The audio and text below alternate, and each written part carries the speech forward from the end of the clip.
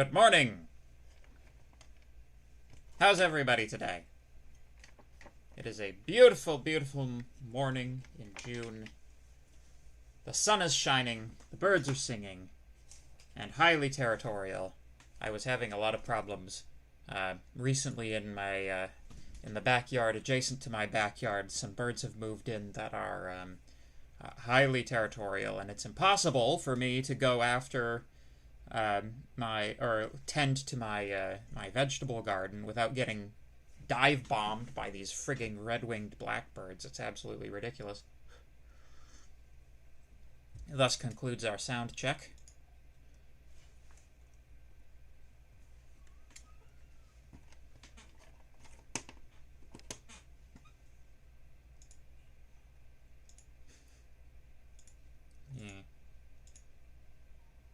Rank my top 5 programming languages in order. Ah, I see we're already starting off the morning with distracting nonsense. Like right out of the gate. That's awesome. Top 5 programming languages. Okay. Well, it depends on what you're ranking them for, but I guess I'll go with like the ones that I like or enjoy working with, I suppose. Definitely Haskell's at the top. That is a beautiful, beautiful language. I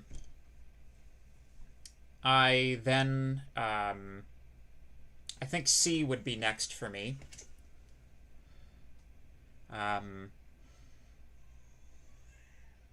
Yeah. Python, maybe? Maybe Python's a 3.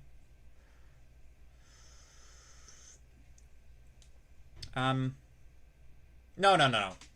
C#, then Python, for sure.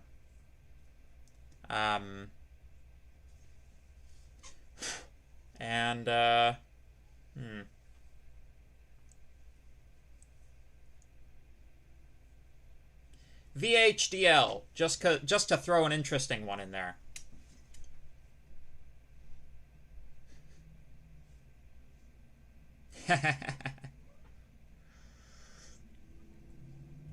Yeah, that's right, all you computer science people. I just threw a hardware language in there. Ha!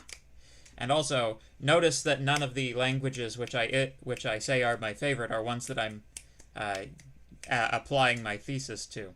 I wrote my thesis work in Haskell, but it applies to other languages. I wrote a meta program, which is a program that operates on programs.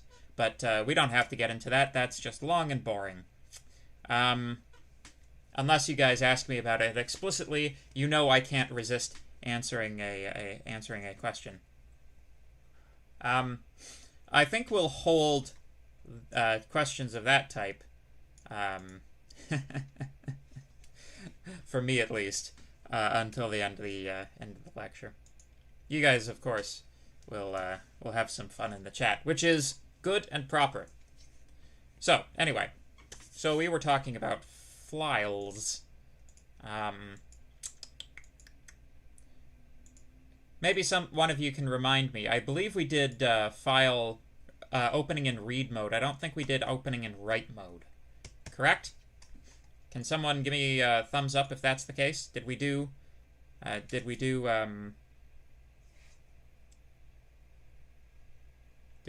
file writing? Doctor Who back when it was good is yes. Yes.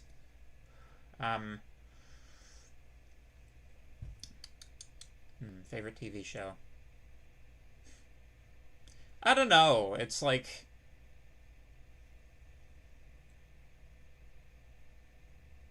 I don't really have like a favorite of all time. It's like...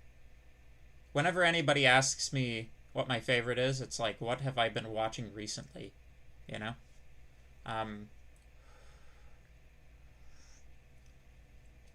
The Wire is pretty good. Okay.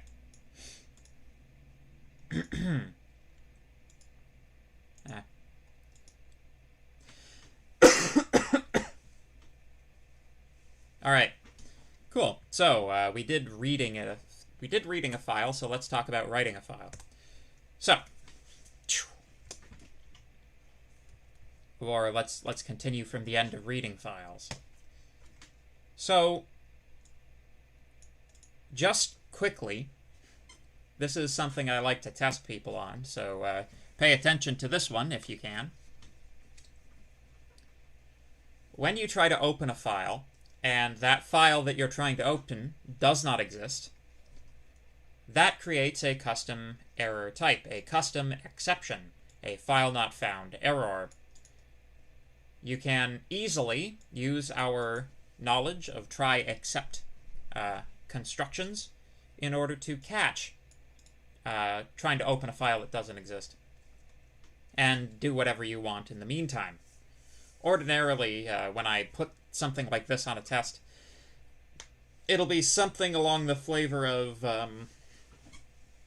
if the file doesn't open, assume one thing about the file is incorrect, like they missed including the file extension or something like that. Change the file name, try again. And if that still doesn't work, allow the error to pass through. That's sort of the typical flavor of what you would expect for me testing that. Which is a thing I commonly do. Unless, if you guys weren't hip to this already, you guys can expect a question about file I/O on the exam. I'll just say it. Ha! There you go. That's the reward you have for logging in and seeing this concurrently with me saying it. You have slightly longer to take seriously what I say than people who are watching this later on. But anyway, so we shall continue. Oop, that's a lot of stuff. That's a lot of stuff. That's a lot of stuff. Documents. Master. Mech. Master. There we go. 1MD3. One. It's going to be one of those days.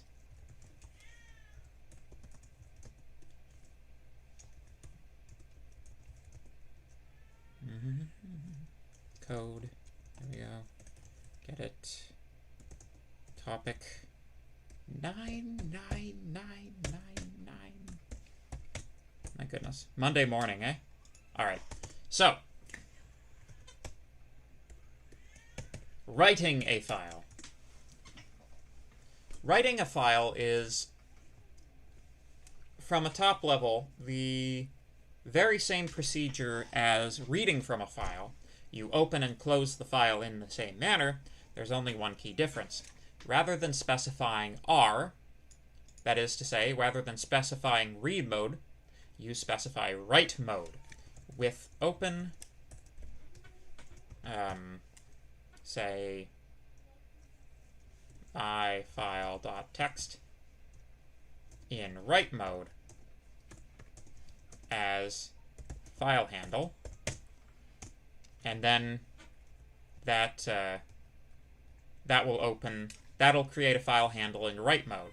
When the FileHandle is in write mode, we have a different set of methods which we can apply to it. Most particularly, we have access to the write method. So whatever string you put into the write method, that string gets written to the file. It's a little bit different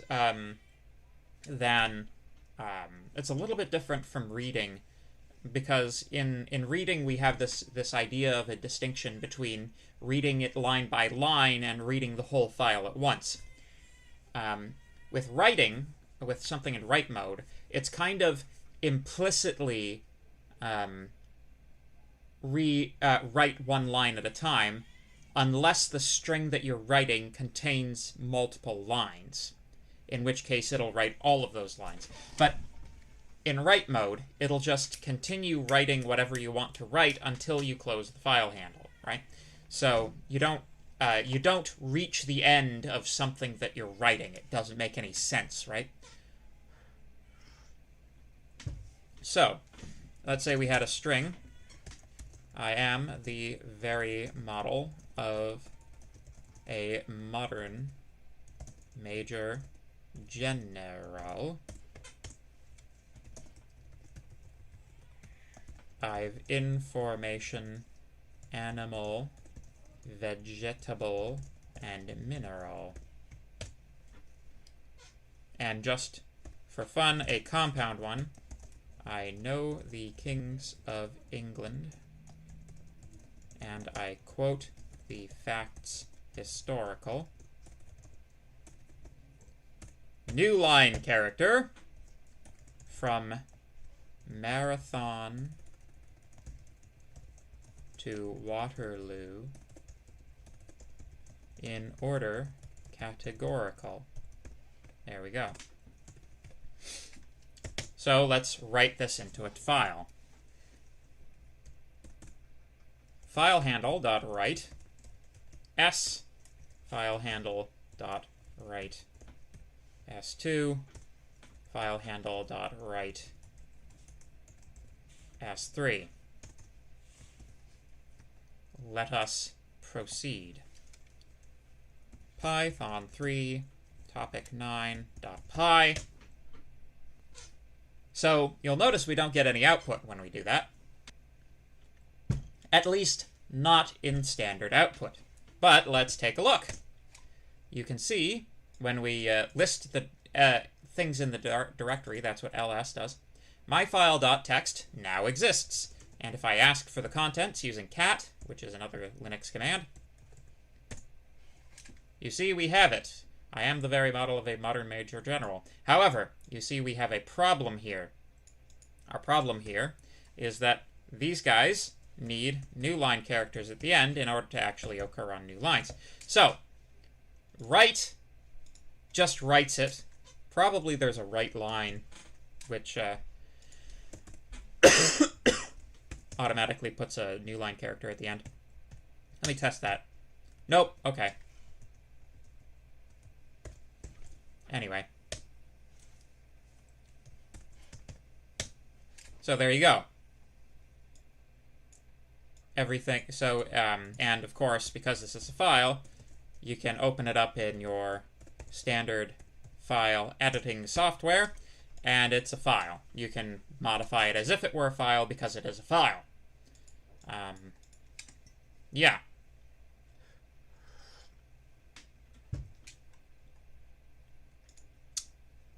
Let me see if we have any questions so far.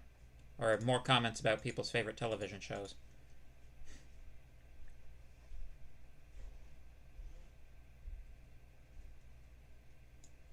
Uh-oh.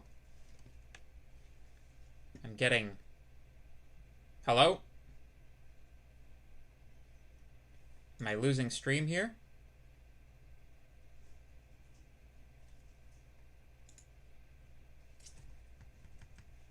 Did the screen go janky for a moment there?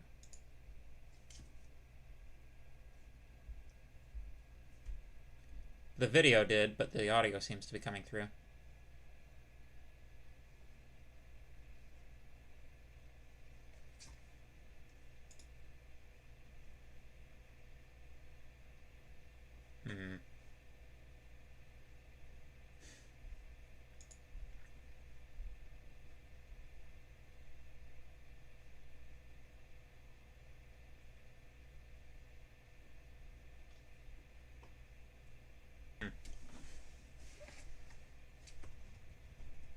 Okay.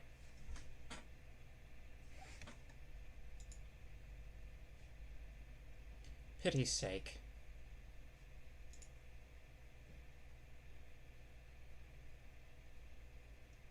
Leave me a note in the chat if you lose audio, okay?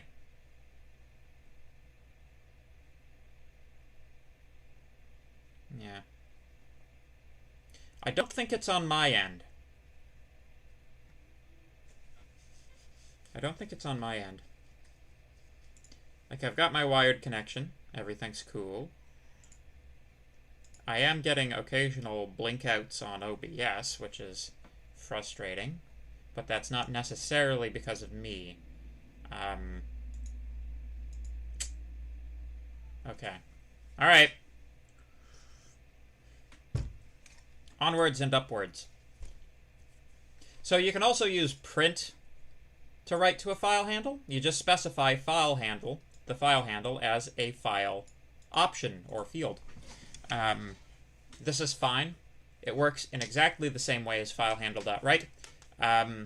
However, you can get some fancier options like specifying a separator or an end point. So, for example, if I were to print S1, S, S2, and S3 with file equaling file handle and separator equaling new line and the end equaling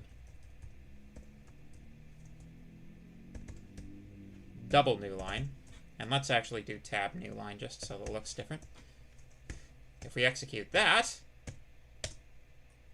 you can see it has had an effect.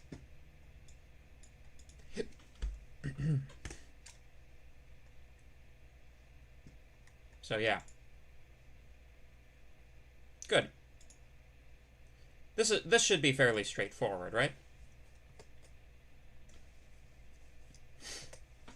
So, and, you know, if you were using straight open-close formation, of course you would need to close the file handle, but you might expect to have to. But because we're using with syntax here, we don't have to manually close the file handle. It's done with us once the file handle is outside of scope. So that's good. This is just a facile example, which is less interesting than the one I've already done. And yes, you can also write to standard output using file handles. So you can access standard output using import system. You can do some interesting stuff with system. One time on a test, I required the students to actually write some documentation about one of their programs, and the way that I checked to see that they had actually done it correctly and like used a proper docstring was I called help on the function that they wrote, and I imported some stuff in system which allowed me to capture the what was being written to standard output. And then once captured, I checked that for certain keywords that would have to be there if you had properly written documentation. Like, you know, the return value, you know, this function returns or produces, and, you know, to talk about what the function produces, you have to use certain words minimally. So I was able to check for that to see if documentation was being done at least, you know, quasi-properly. And now that I've said that, I'm probably going to have to check for sentence structure and all kinds of crazy things now. But anyway, yes. So let's talk about the internet. Everybody loves the internet, right? So you can read data from the internet as well as reading it from your local file system. It's actually interesting. There's a much more close analogy between opening up a file on your local file system and opening up a file on the internet than you might think. Because everything on the internet, from the perspective of the casual user of the internet, ends up inside of an internet browser, it can be easy for a person to imagine that internet browsers are the internet. But it actually is very much the case that when you have a server that's, you know, serving client-server relationship on the internet, the things that can be on the server can be of arbitrary data types. You know this already because when a web page has an image in it, that image is not being stored in the HTML file. The HTML file is referencing an image. That image has to be stored somewhere. It's being stored in the same directory on the server.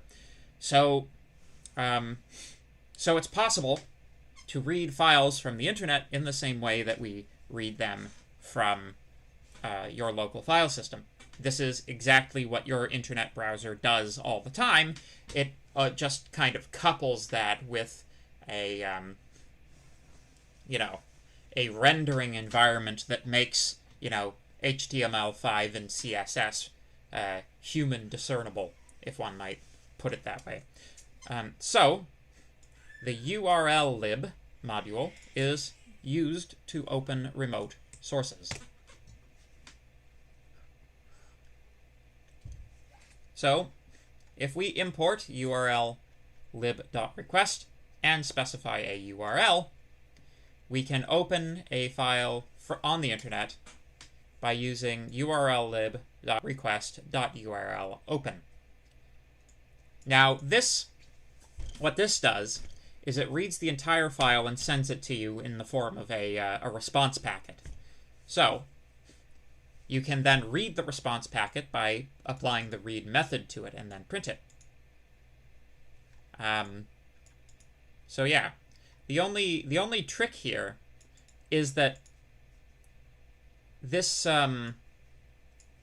this file is not it's considered binary data. Another way of saying that it's binary data is that it's data to which an interpretation has not been applied. That's another way of thinking about it. You can think of it like this is raw ones and zeros, right? In order for it to be intelligible, we have to apply certain assumptions to it. So, in other words, we need to decode it. While most, I would say the overwhelming majority of websites on the internet, at least, websites on the internet that you would be visiting, certainly, the vast majority of these will use the same encoding format, right? They'll all be using UTF-8 or UTF-16, some variation of that, right? However, the internet is a more general thing than, than that. The data that you receive from the internet might be, it might be from some, some server out in the middle of Siberia somewhere where they have never heard of UTF-8. And as a consequence, they have their own encoding format that they use for their characters. Perhaps the encoding format that they use for their servers is an encoding format that's a holdover from the Soviet era, when the Soviets had to have their own version of everything because it was, ideologically impossible to use the advantages that Western civilization was bringing to the world by, producing things like unified character formats. That would have been considered reactionary. So, so there are a handful of these sort of alternative character encoding formats. You can think of them as alternatives to ASCII.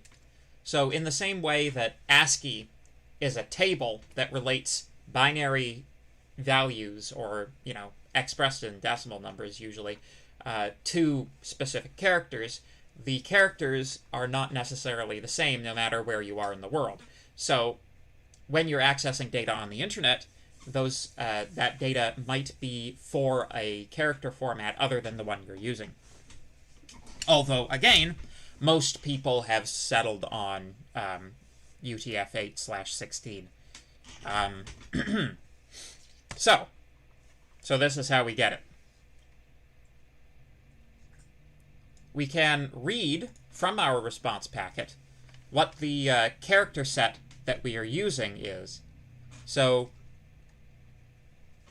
some web servers, the ones that are run by nice people, when they're using a non-standard character set, they will include information about that character set in the web server itself, so that when a file gets sent to you, that the packet that that file gets included in contains the information needed to decode the file. And this is how you get it. Get content charset. This is a Python way of specifying that ASCII should be used in the event that that this character set has not been specified by the web server. So, once we have the character set, if we call decode on the results of the read operation, then S will be encoded in the correct character set. It will be encoded as the people who wrote the file and keep it on a server intended, which is probably correct. Although, again, ASCII is almost universal. Almost universal.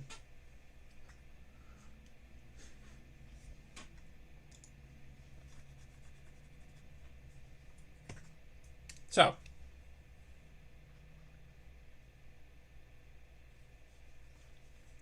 yes, I'm pretty sure that this URL doesn't work anymore because these slides are a few years old now.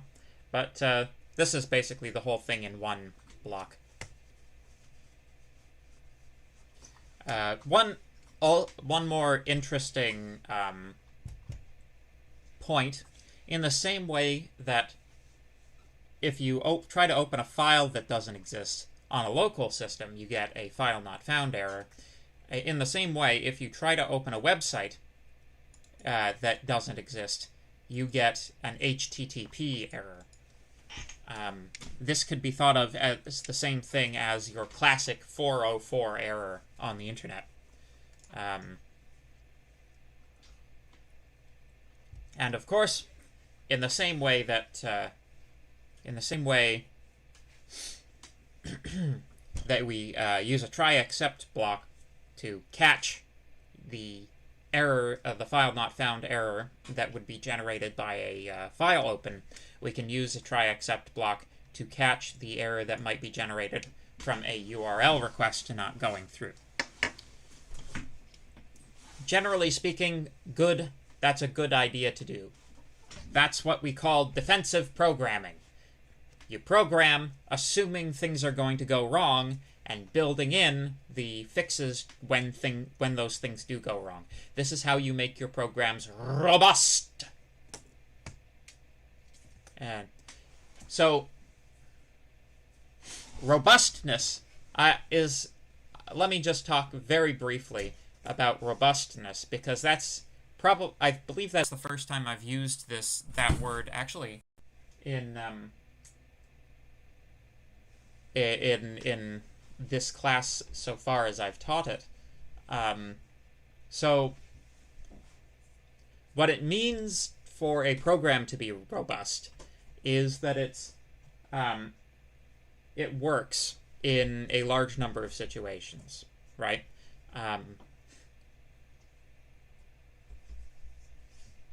Once you've kind of gotten past a certain level with bugs, there's the obvious bugs that'll break your program or make it not compile. There are the bugs that sort of, I expected this and I didn't get that. I didn't get what I expected. That's, a bug. But you also have this sort of class of things. How resilient is your program to being given things that are bad inputs, right? So, like, everything up to that point assumes that the input is good, right? Black box testing assumes the input is good. Even white box testing assumes that the input is good. But if you start being suspicious of the input to your function, that now you are starting to guard against all kinds of interesting things. You start to guard against, am I being given data that's in the correct data type?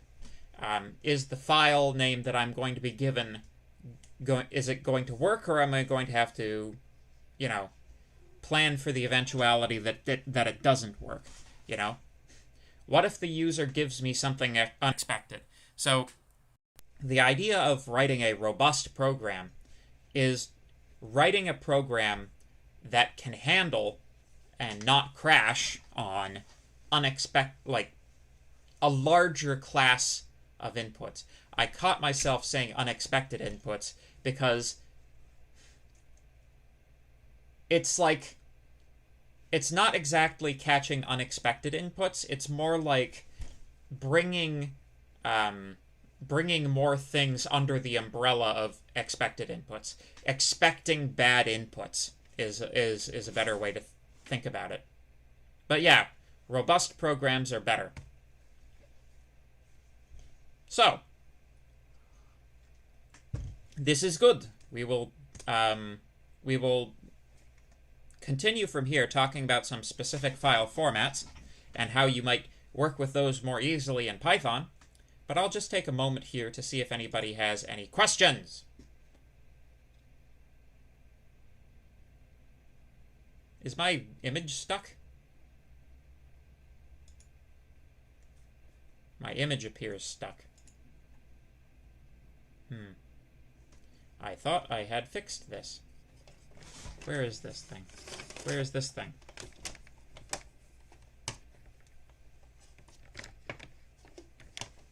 This thing is going to the correct one. Yes, it is. This one is coming from the correct one, I think.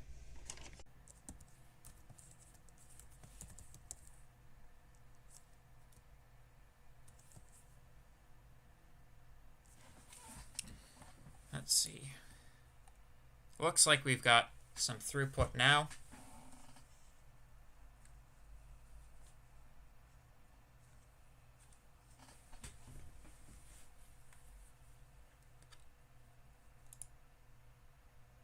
Yep. Okay.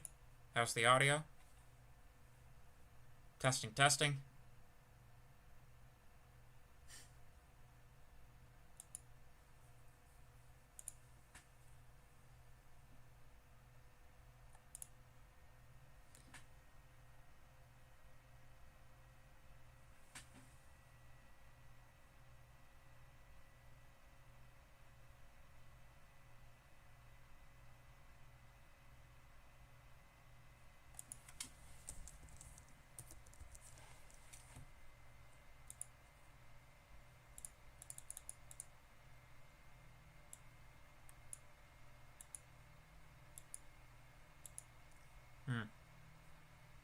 Okay.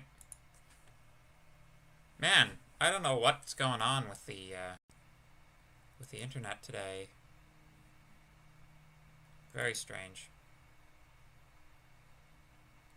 Now my compression is like terrible. Maybe it's just coming through here terribly.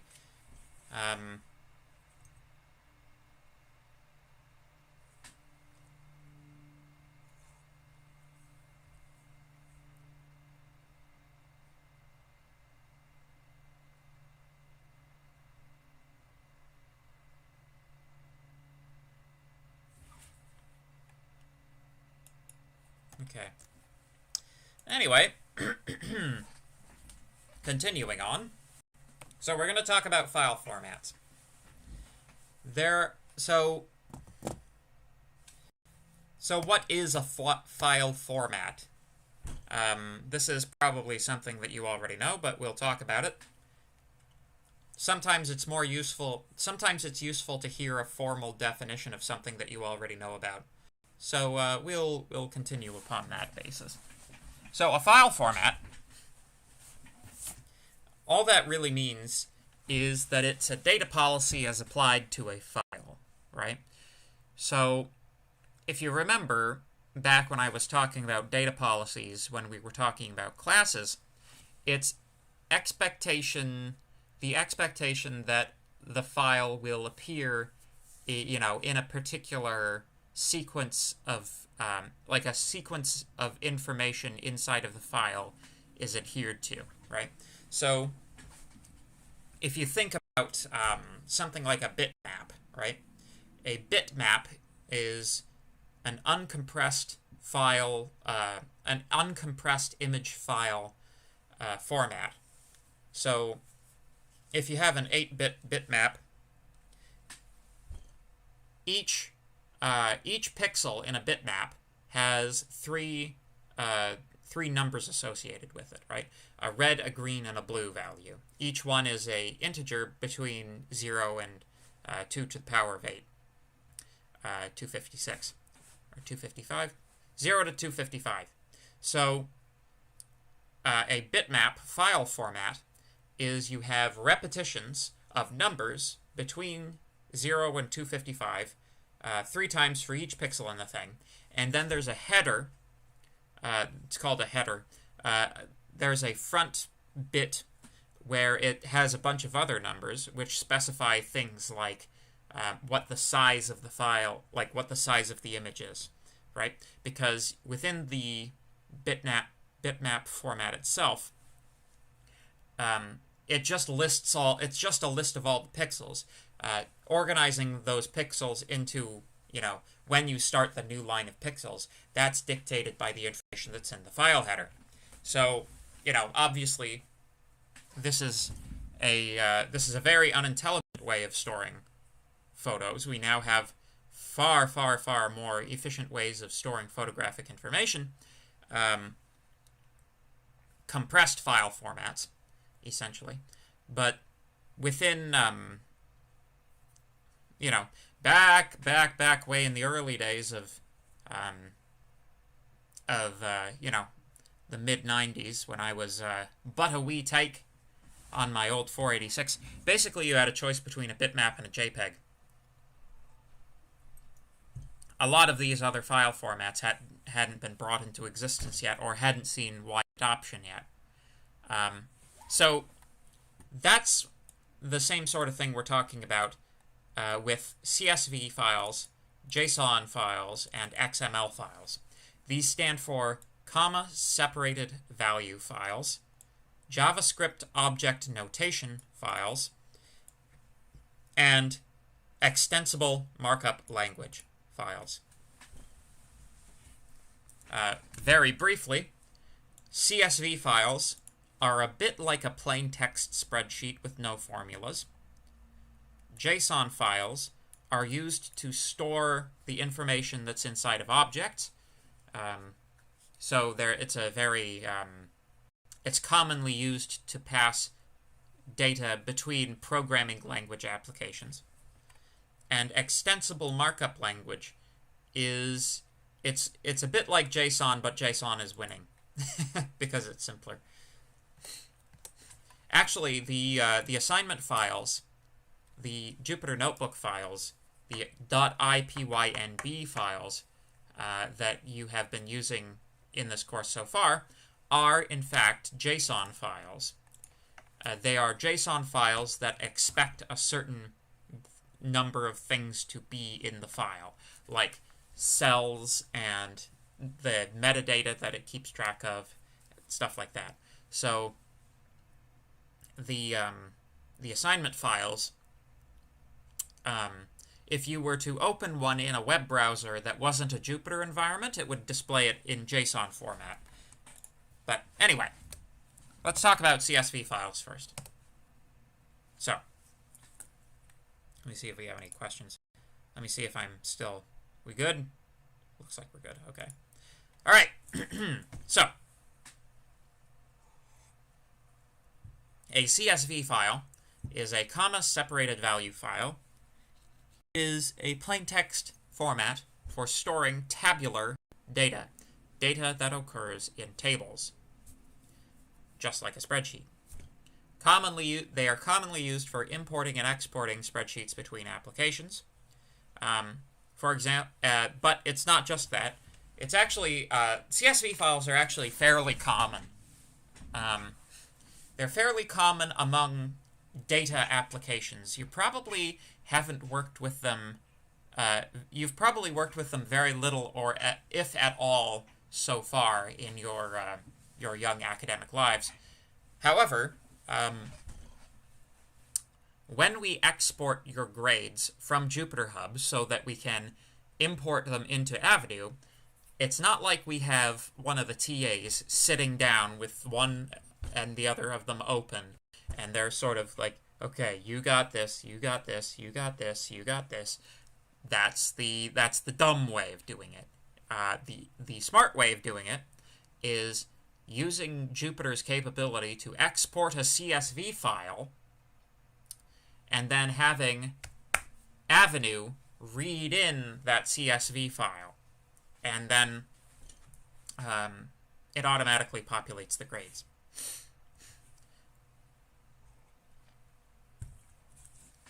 The other way that you might want to... so the one thing about that, though, is very often two different applications will have slightly different expectations of how the CSV file is laid out. So it can be a very, very useful thing for you, the programmer, to be able to write up a quick Python script that reads in the CSV file from one source, reformats it so that it's good for the second source, and then that can be fed into the second source with no problems. You can often, like, once you get good at programming and good at doing this kind of work, you can whip up a script in about 10 minutes that enables you to use CSV file transferal of grades. And let me tell you, I remember back in the day of manual mark entry from written tests. I was a TA for 5 years for a class called 3DX4, which is a control systems class, and holy moly, simply entering the grades from a test with about 200 students, that's probably at least an hour and a half of work. Especially given in the engineering program there are some advanced reporting requirements. They require professors to report on who's doing how well on what topic, which is kind of interesting. It's very interesting to see the data, but it's like a stupid amount of work to keep that data and then relate it to the accreditation board. Basically what it means is, rather than entering things into a gradebook on a assignment by assignment basis, you have to enter grades into the gradebook on a question by question basis. So it multiplies the amount of work that grade entry is. So, you know, if you can automate these types of things in any way whatsoever, that is an excellent thing to be doing. That's that's kind of the whole thing. So, you know, for those of you who took this course, expecting to learn skills that will help you do grad school in like science, like if you're going on to do like a master's degree or even a PhD in, you know, some whatever your subdiscipline is within the science faculty or even in the business faculty, or, you know, anywhere that you have to work with data, these are like the hard skills that you will actually find useful, right? Like, business guys, you need data, right? You need sales figures. You need,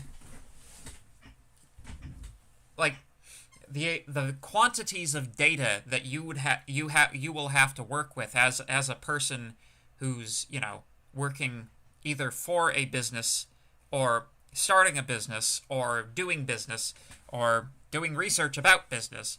Like, you guys are into pretty heavy data processing. These are like, knowing how to do this is like being able to hold a hammer when it comes to working with data. So anyway,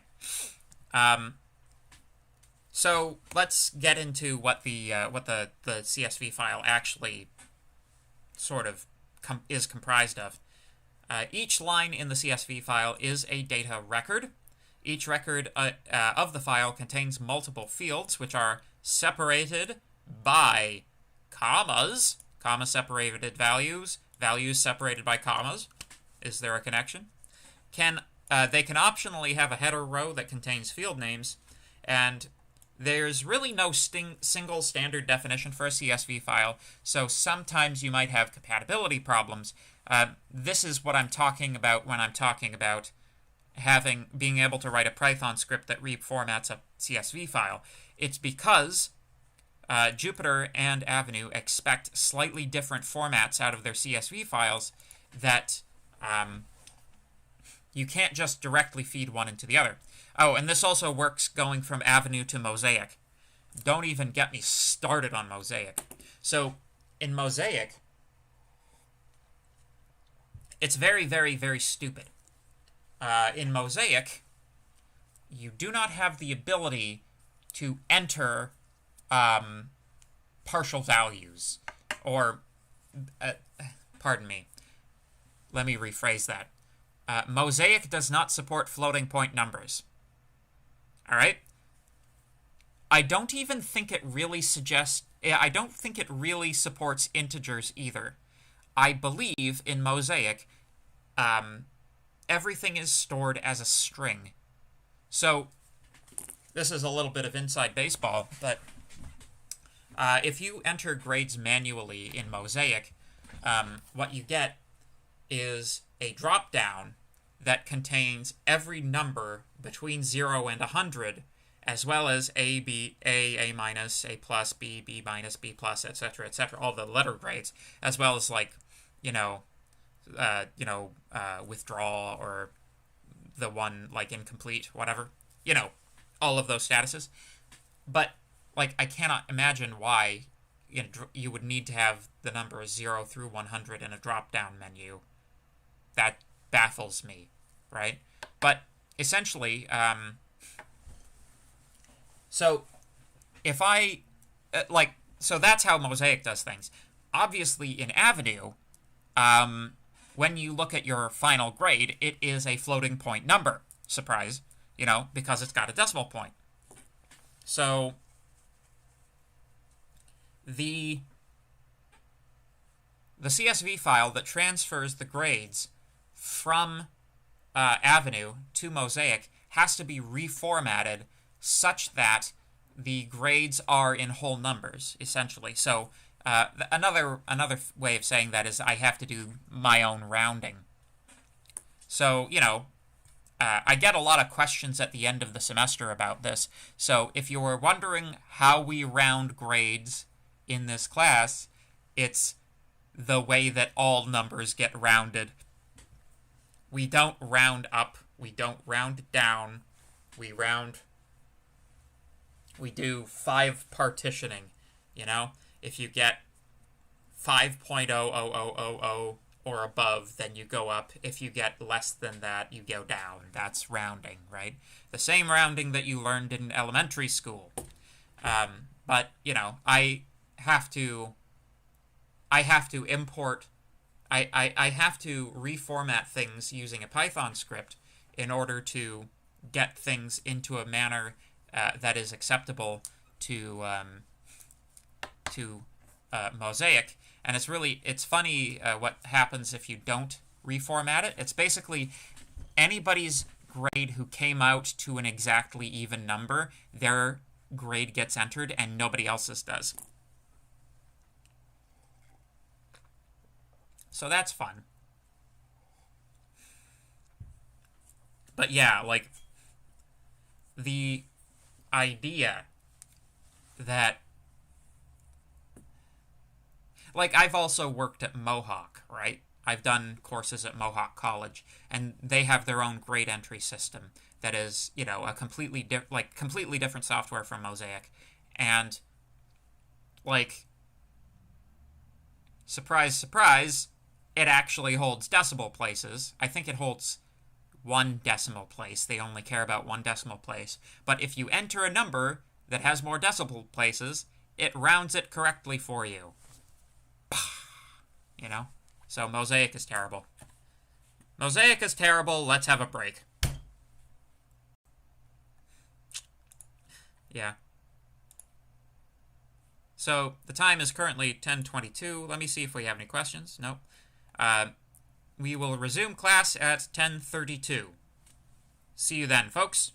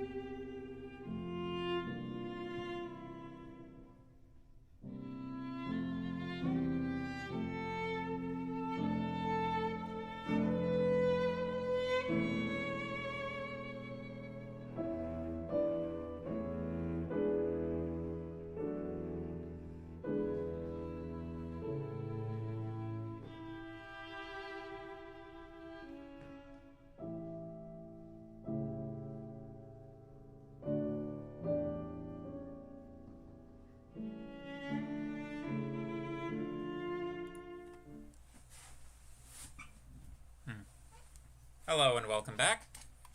So, my cat Martin has decided to take up residence right over here, so I'm just gonna pick him up, bring him on the screen, because you know, he's very photogenic, aren't you, Mr. Mars?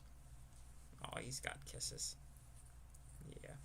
Say hello to all of the people in TV land, Mr. Mars. Yeah.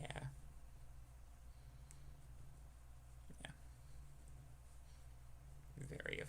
Aw, he's a snuggly kitty. Yep. Whoop. Yeah.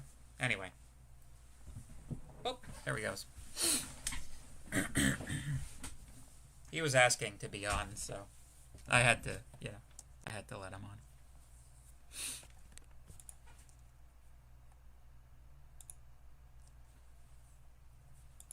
Cool. All right. Anyway, back to boring old school and stuff. Hope you all got the high score on your phone game in the intermediate time. So CSV files. As an example of a CSV file, if you had this data tabularly collected, this would be expressed in the following manner as a CSV file. Notice all you're really doing is taking the rows of this table, directly translating them into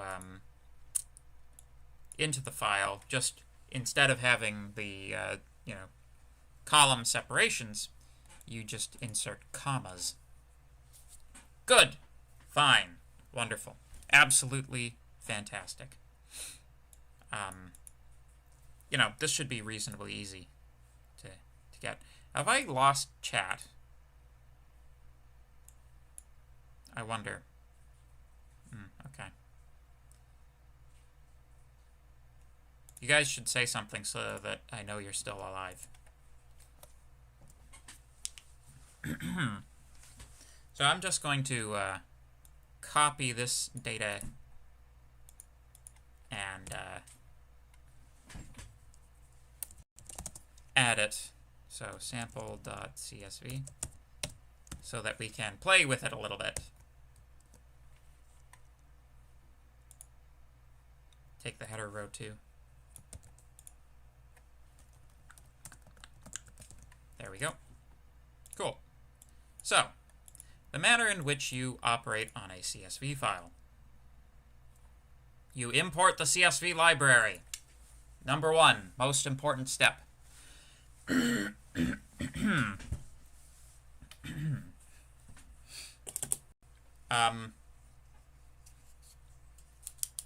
There's this interesting thing that happens with these take-home tests and exams that I've been setting, that people sometimes voice concern over the fact that they will spend a number of hours on one particular question on a test or an exam. I have a couple of sort of reasons that I think this happens. Number one, I believe, as I've been doing these take-home tests, I more and more strongly believe that if you give people the time, they will take it. So, I believe that to be the case now, that if you give people the time, they'll take it. But number two,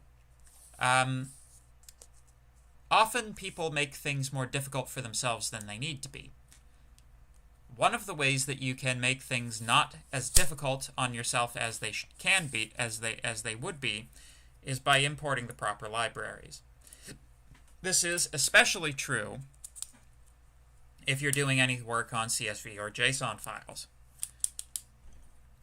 It is possible to interpret a CSV file by just using the regular, FileHandle.read, and then, you split on commas, and, it's actually not super hard to do it with CSV files. It's significantly more complicated to do it with JSON files. To parse a JSON file is complicated, and you'll want something to do it for you on a test. So, please learn how to use CSV. Please learn how to use the CSV and JSON libraries. Please just do it. It's worth your time. It's worth your time. So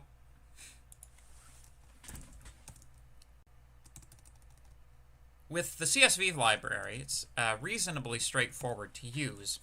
You do have to import it. If you forget to import it, then you won't have it. You then open the file that you want to open in the same way that you would open any other file, in read or write mode, depending on how you want to do it, as FileHandle. And you then have to go one additional step. You have to assign to some variable csv.reader FileHandle. So this creates a CSV reader object.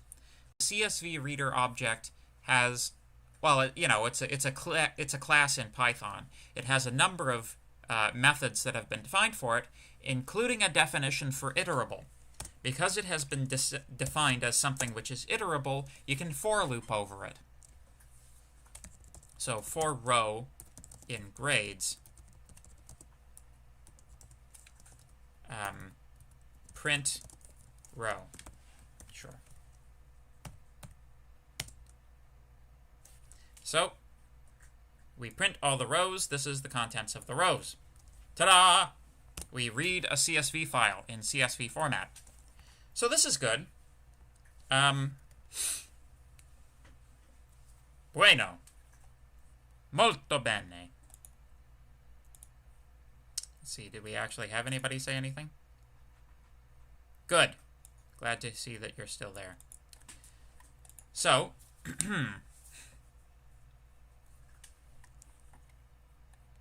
so that's how you read a CSV file.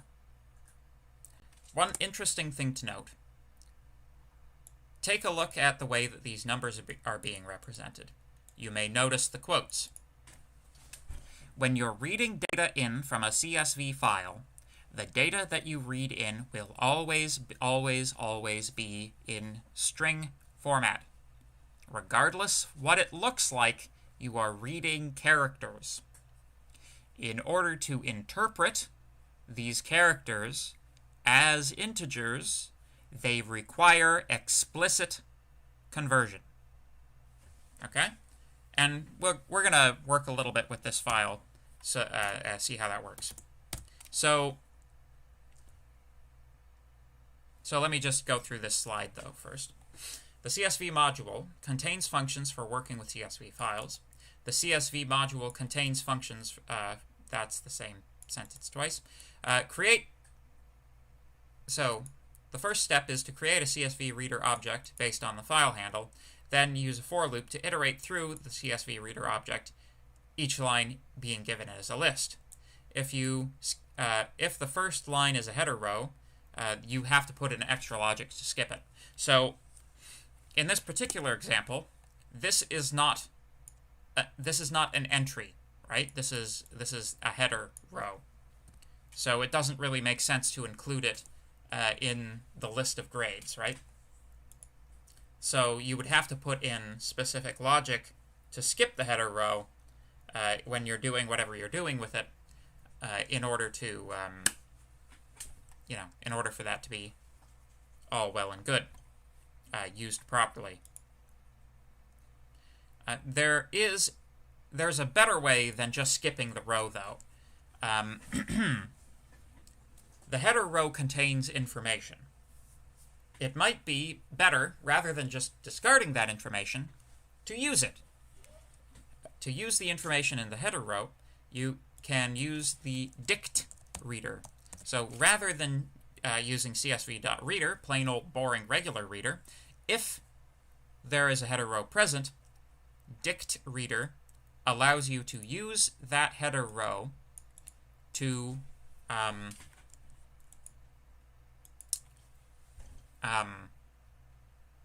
produce a series of dictionaries rather than a series of lists. So if we print row here, now we get ordered dictionary. All this means is that it's a dictionary that has its items in a particular order, as well as being, key value pairs. So you can see we're not reading this first one, despite the fact that we have not performed any logic to skip it.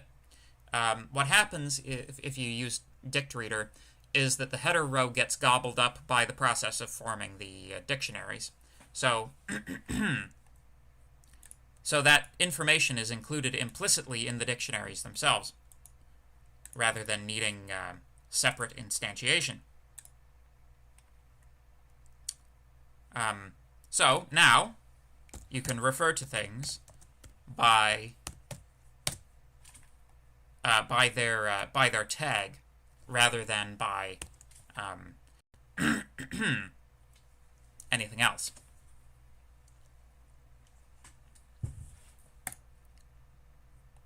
Cool. Good. Wonderful.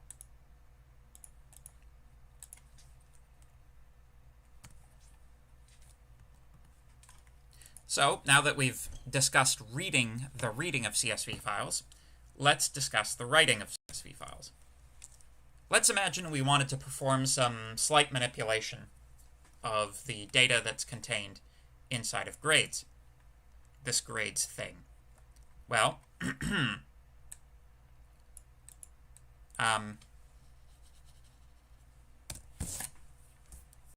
first of all, let's create a variable to collect our formatted data.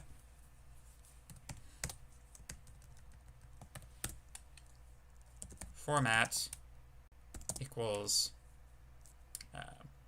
let's say, concatenate, convert to a regular dictionary row. So we'll be operating over regular dictionaries then. Print formatted, call it formatted. Could also call it out. That works as well. It's got to be part of a list. There we go. Cool. So there's our data. Now we can for loop for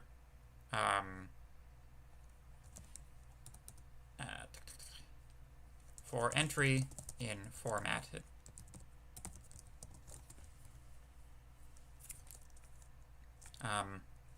Entry at A1 is equal to integer convert entry at A1. Same with entry 2. Entry at total is equal to entry at A1 plus entry at A2.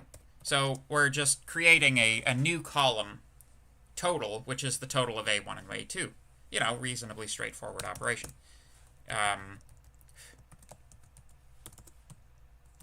Then print, oh, actually this is not, this is going to be,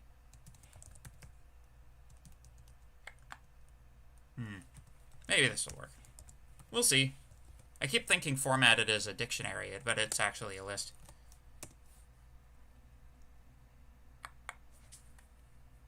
Total, yep.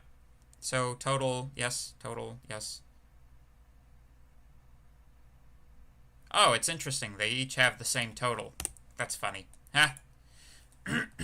So now we've modified our data. We've performed some manipulation. Let's write it back into a CSV file. So, with open sample out.csv in write mode as FileHandle.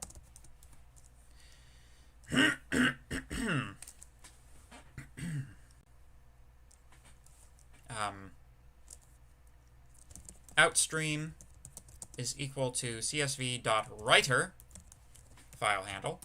You may notice a pattern here. Outstream. Do we have a dict writer actually? That would be useful.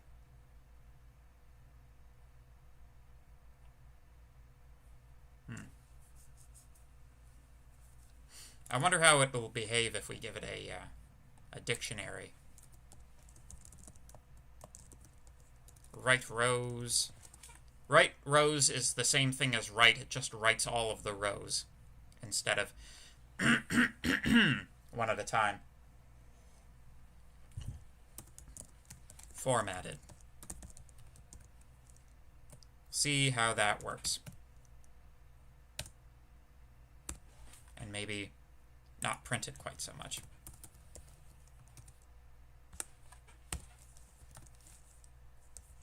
Cat sample out.csv. So it's just taken the keys.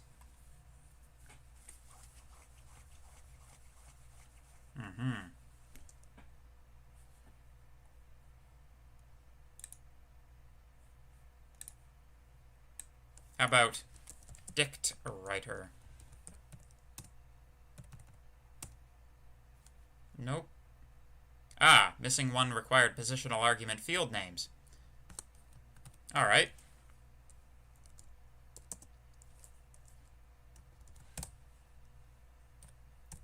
Then that would be formatted dot at 0 dot keys. Let's see how we did.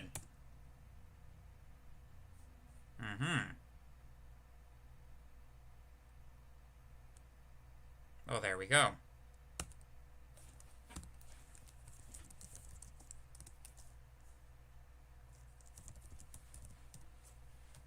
So, import CSV help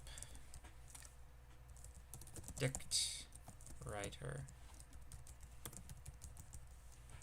CSV.dictWriter. Cool.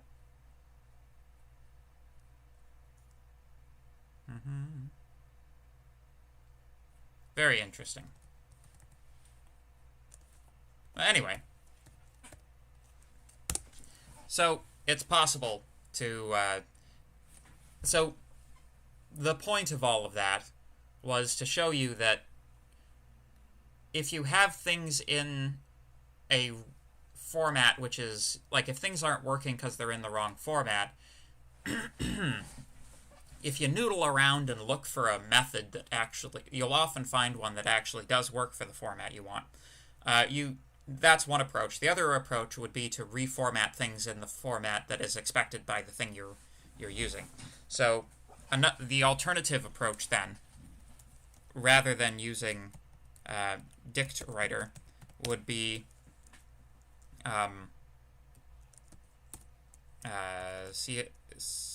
outstream equals CSV dot writer FileHandle outstream dot write row formatted first element dot keys, then outstream dot write row formatted, or for entry in formatted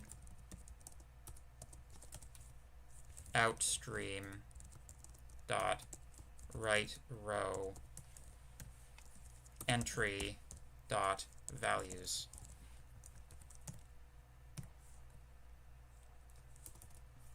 And if you did all of that, you would find things are reconstituted in precisely the manner you would expect them to be. And notice, we added this total as a key, a new key value pair in the dictionary, and when we sort of shuffled that back into CSV format, we didn't have to explicitly do anything to create the new total column. Because it was in the dictionary and in all of the dictionaries, it just worked. So there you go. So hopefully that's useful to you guys. Any questions, I wonder? Nope. Okay. You guys are very quiet today. So, from here we just have a couple of ancillary points.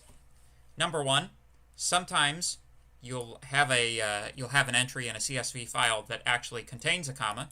So because commas are being used to separate the things, this is a comma in a different context. So in a CSV file, the way you fix that is you put the thing in quotes.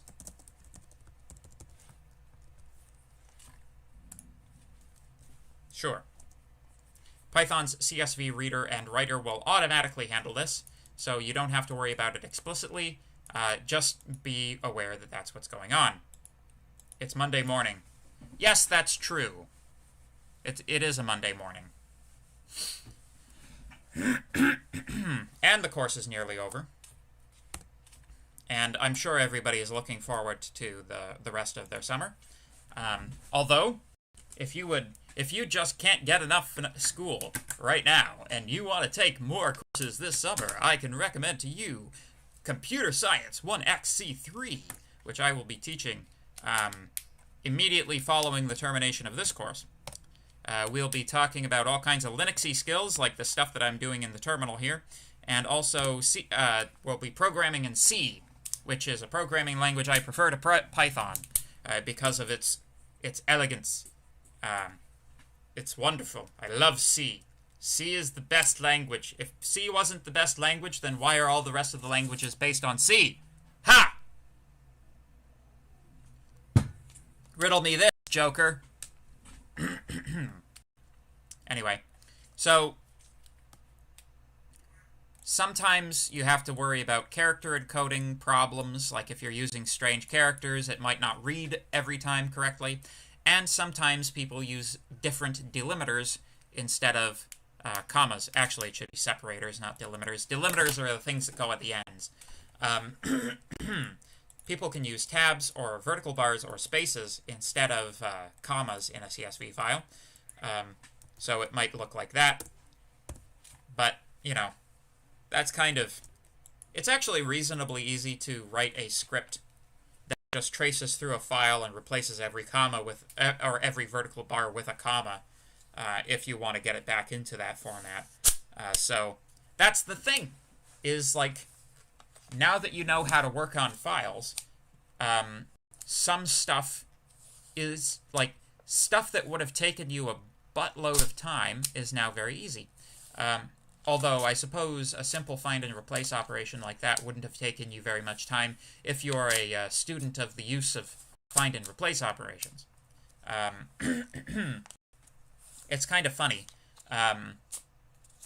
It's like, when you're a programmer, find and replace is like, you can get really advanced technically with just a find and replace operation in a very simple text editor. Like, you know,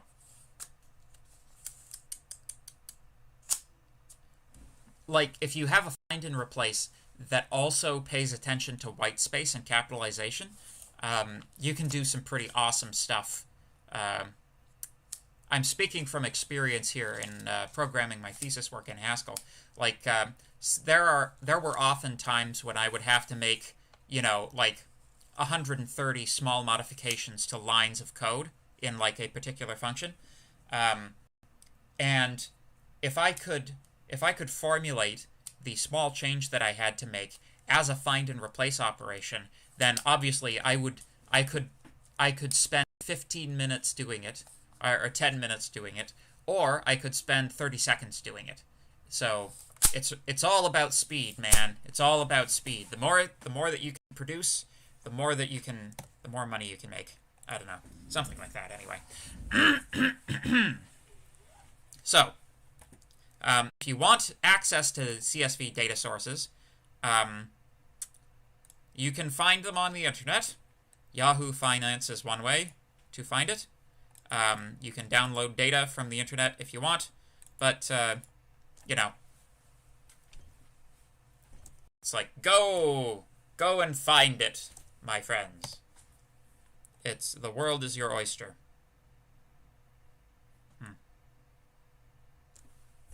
Linear Algebra 2. Oof.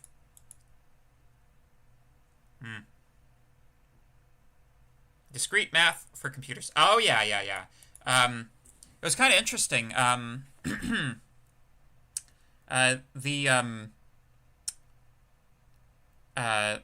the powers that be in the department that were handing out sessional assignments this summer. Normally there aren't very many, so they're kind of competitive, right?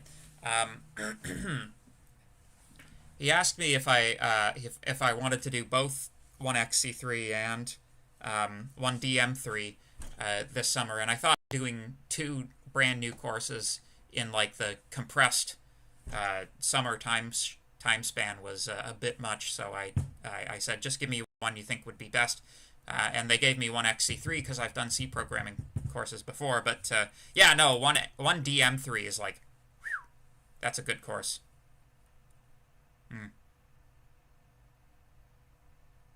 There's no such thing as enjoyment in this life, only struggle. Ooh. I mean, no, that's not true. If I may be permitted to be philosophical for a moment, if you're finding that your life seems to be full of struggle, and there's no enjoyment in your life, I recommend developing an appreciation for simpler things, you know? Like, try to cultivate a appreciation for, like, nice weather. Like, it's a nice day outside. Try to have that, like, lift your spirits a little bit, you know? Look at a flower and say, wow, that's a really nice flower. I'm glad that that flower was in my day today, you know? It's, you know,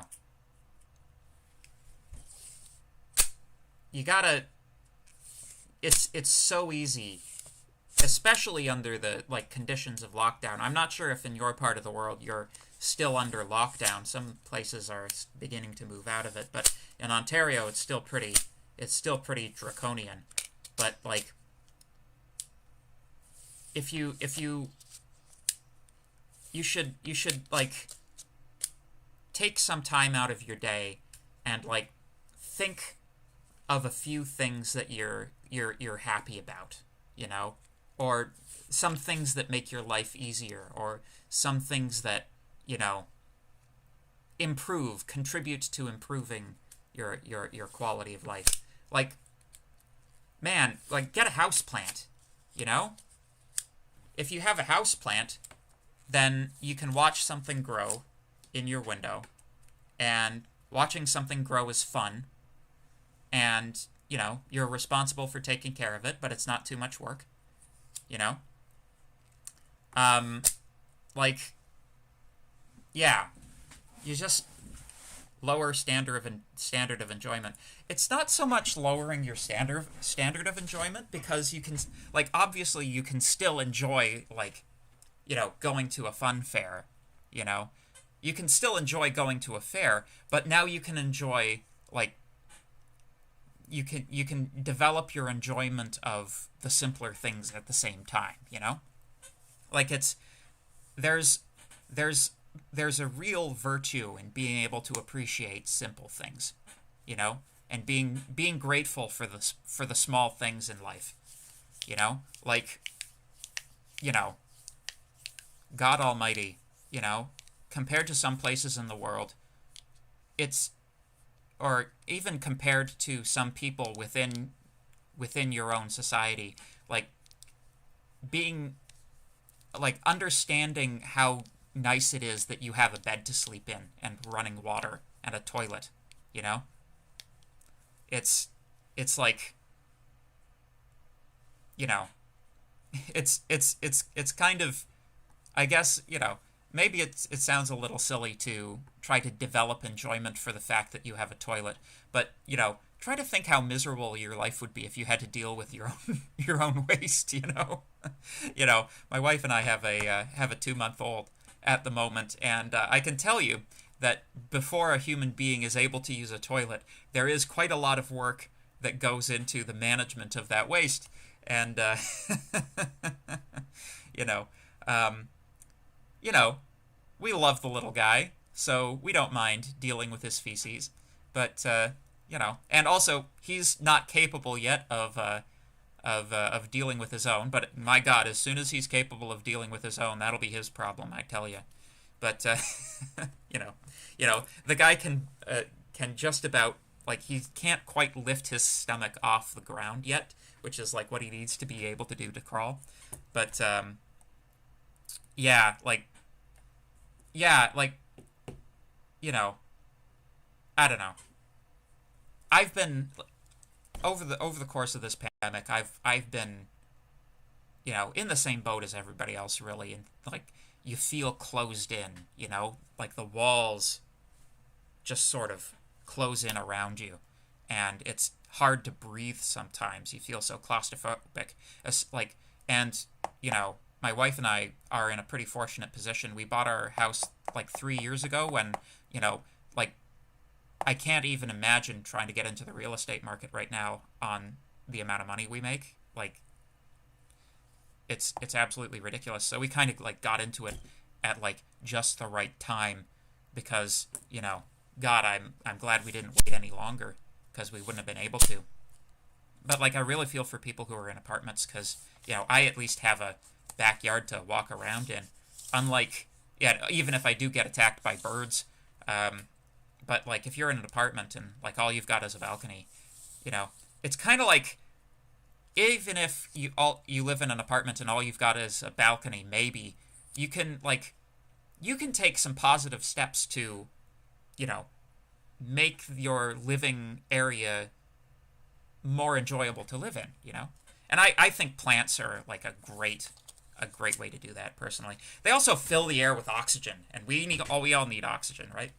Thank you, guys. Thank you. Yeah, he's sleeping right now, which means that my wife's probably taking a nap too. Maybe. We'll see. But yeah, children are a lot of work, but definitely wonderful. Yeah, it kind of, to me, it's like you have these trade-offs in life, It's like you can put more work into things, or you can engage in activities which are more work, but it's kind of like the more work they are, the more rewarding they end up being, Like, it's like you can really seriously derive a sense of purpose in your life from, taking on responsibility for looking after a plant or a dog or a small human child, But yeah, anyway, I'll stop harping on about it. But like, yeah, yeah, I would say there was one other thing I would say about this comment here. We struggle now so that you won't work minimum pay jobs later. Yeah, it's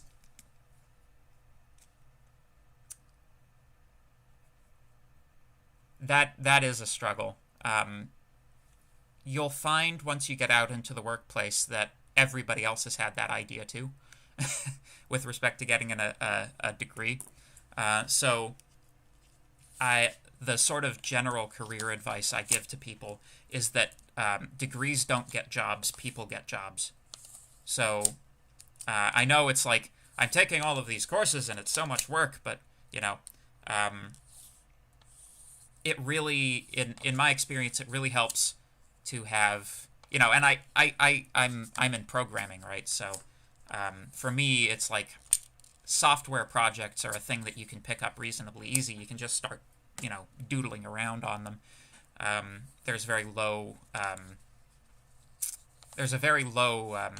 barrier to entry with a software project, taking one on. But like, if you like take something on that's related to the thing that you want to do, it's kind of like, with my courses, I take the approach of like working the job I want rather than the job I have. And dressing, it's related to the concept of dressing for the work you want rather than the work you have. you know? Like, you know, these sessional positions do not pay very well. And many people, many sessional professors that I've had the pleasure of cleaning up after them with courses I've taken on, they definitely approach it from a, you know, they don't necessarily take ownership of the courses that they run. Some of them are good. Some of the, like, a lot of sessionals are good, and they do sort of take on their courses as their own responsibility.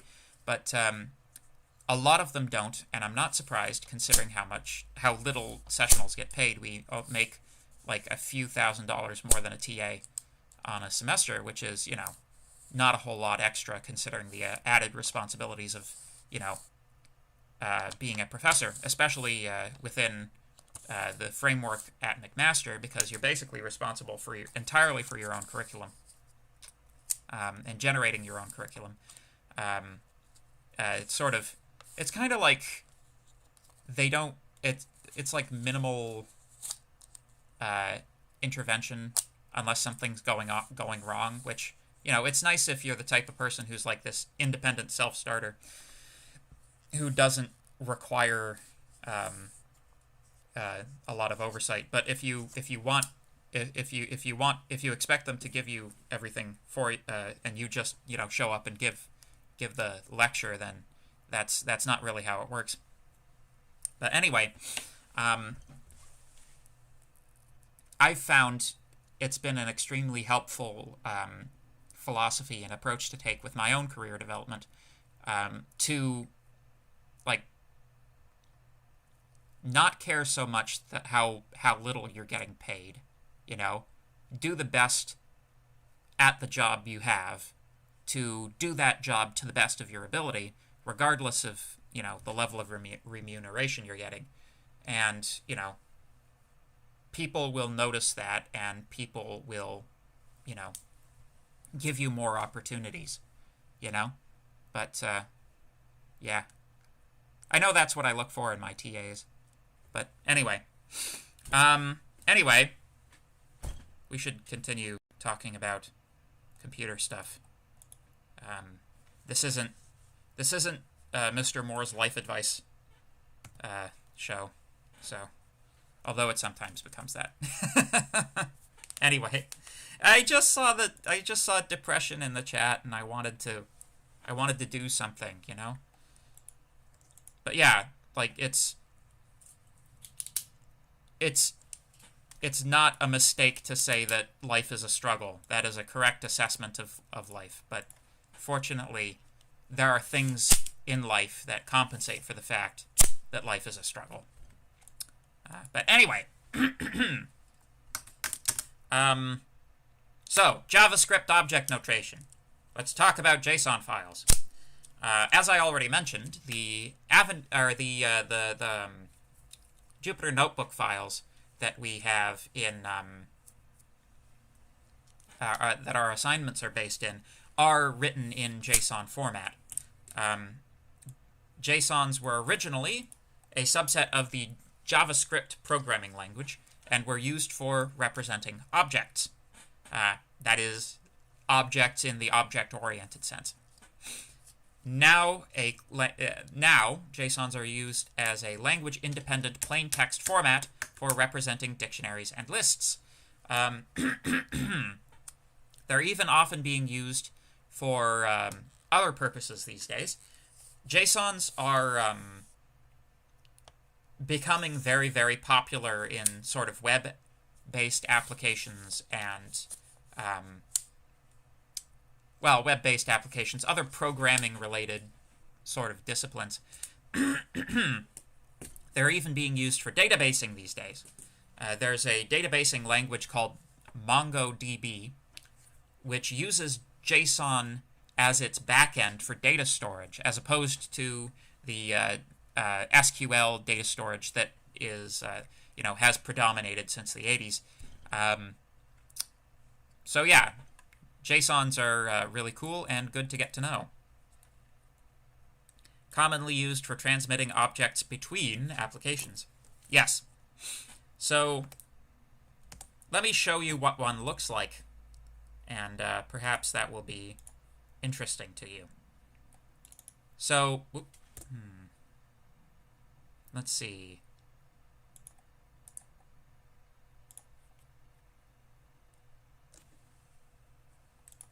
So this is what a JSON looks like. It's a series, basically what a JSON is it's a series of nested dictionaries and lists. So inside of a Jupyter notebook, we have this dictionary entry cells, which is a list of dictionaries. Each dictionary is a cell. It has a cell type, metadata, source, and then contents. The source is the contents. You have a whole list of those, and that comprises the cells of the notebook.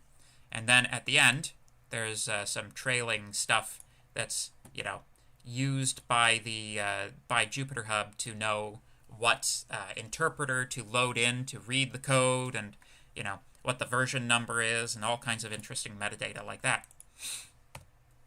So overall, the file is either a list or a dictionary. Every entry in the list or dictionary can be either another list, another dictionary, a number, a string, a boolean, or a null value. Lists are enclosed in square braces, dictionaries in curly braces. Every key in the dictionary is a quoted string, and colons separate keys from values. So in that sense, the syntax for dictionaries and lists is precisely the same as it exists in Python. And a value can be any kind of entry. So yeah. And it's just a hierarchical structure, right? It's just a hierarchical organization of nested lists and dictionaries with, containing stuff. So, for example, if we expressed our previous person class information as a list of dictionaries in a JSON file, this is what it would look like. Now, in JSON files, white space doesn't matter. So this might be a new concept for you as a Python programmer, because in Python, white space very much does matter. White space affects, what statements are inside of what if statement, etc. But in a JSON file, you could literally have this entire thing on one line with no new line characters in it at all, no tab characters, no space characters even, and it would still be read into the, it would be read by whatever is reading it in the exact same manner as if it were formatted in this nice human-readable format. This is the formatting here is primarily for the benefit of human readers. Yeah, I kind of like, when you have the choice, I like it when you do something like X, Y, Z. I like putting the commas here as like the, because you have a choice as to whether you're going to put the comma at the end of the line or the beginning of the next one, right?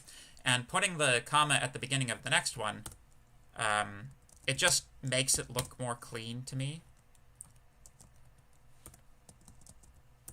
This is the way things are traditionally formatted inside of Haskell. It looks cleaner to me. I like that. I just thought I'd show you that.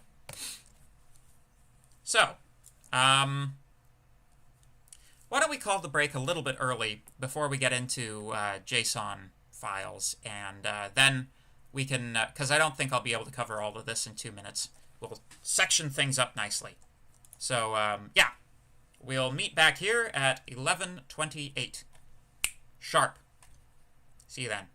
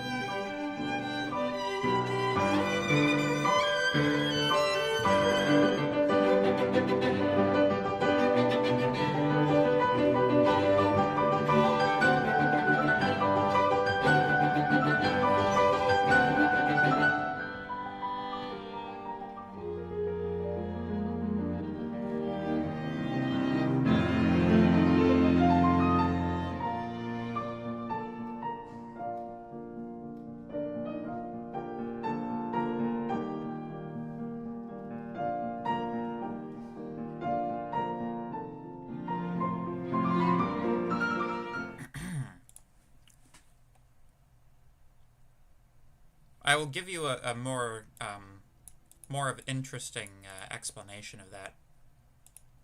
If you let me just check to make sure I'm coming in correctly.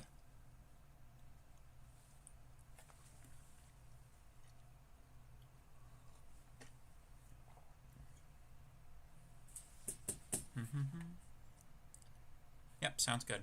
Okay, so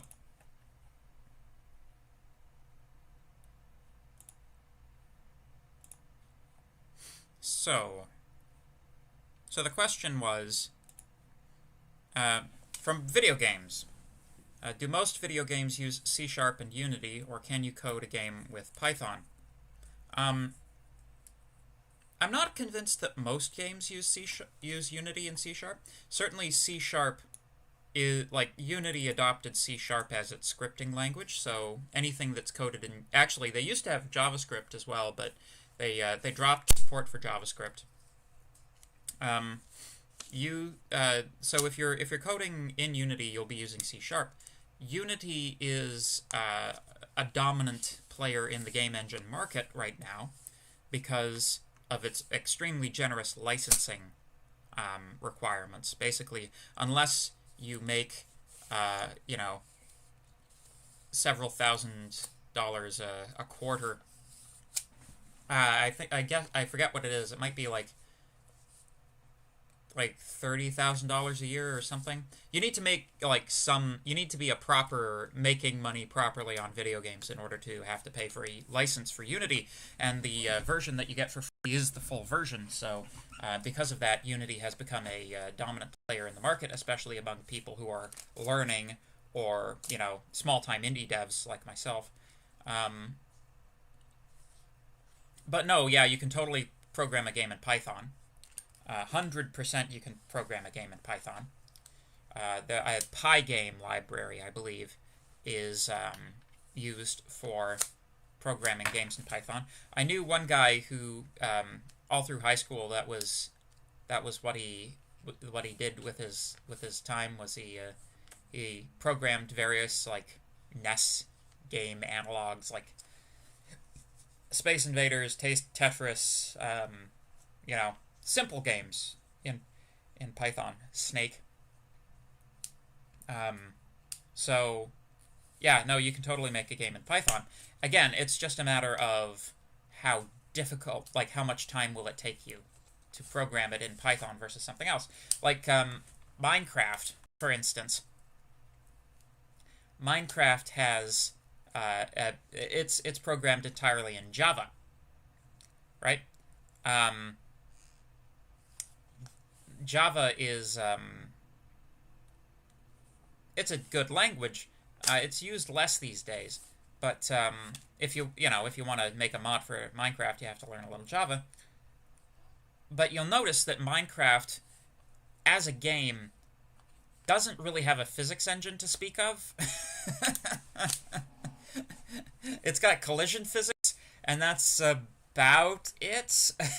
Like, the physics engine is very, very rudimentary.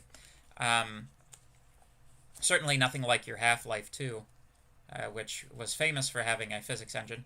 You know, if you put a block in Minecraft, it remains suspended in space because the blocks do not have physics applied to them. But yeah, yeah, you can write a game in anything you like. It's just a matter of what are the capabilities of the... Like, you should pick a game engine for a game concept that you have in the same way that you pick a programming language for a project that you have. You should always pick one that best fits the features you want out of the end product, right? You know, Unity is a good general purpose engine that's, like, good enough for most situations.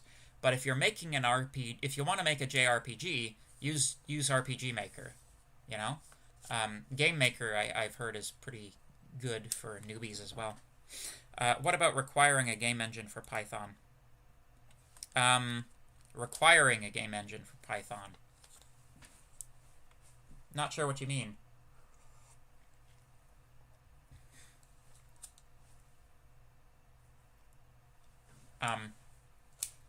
Well,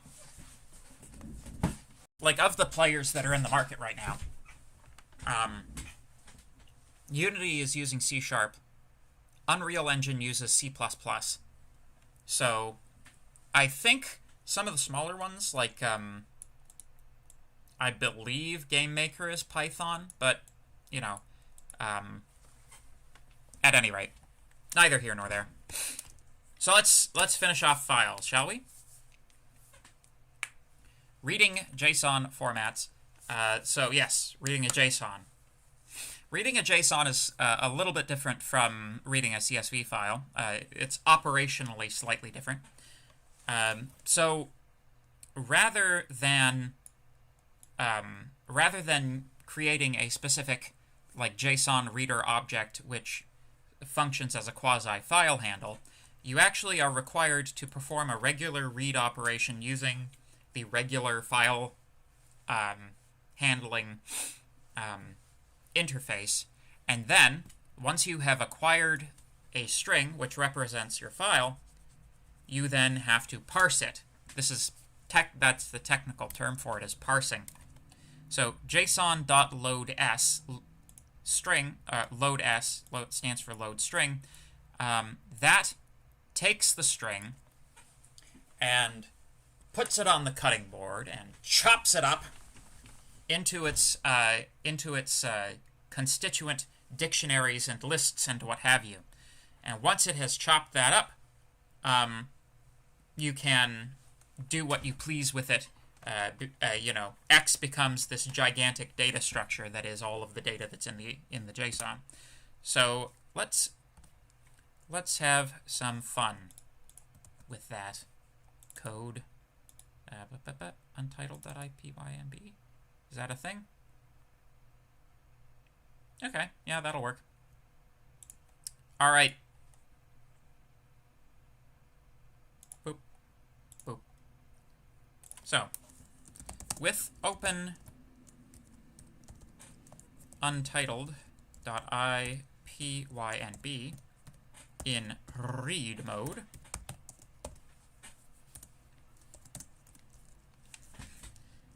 string is equal to FileHandle.read as FileHandle. There we go. Am I doing this right? I'm gonna level with you guys. Normally with the file IO stuff, I know I always have to look up what the actual commands are. There's no shame in it. If it were on a paper test, I would give you a crib sheet that had the specific command names on it. So yeah, if you don't know what the methods are during the test, just, look them up in the slides, because why not? It's an open book test, so you minimally get the slides to look at. So, X is equal to JSON.loadS string. Then let's take a look at it. Print X. Actually, let's do that outside of the scope here. There.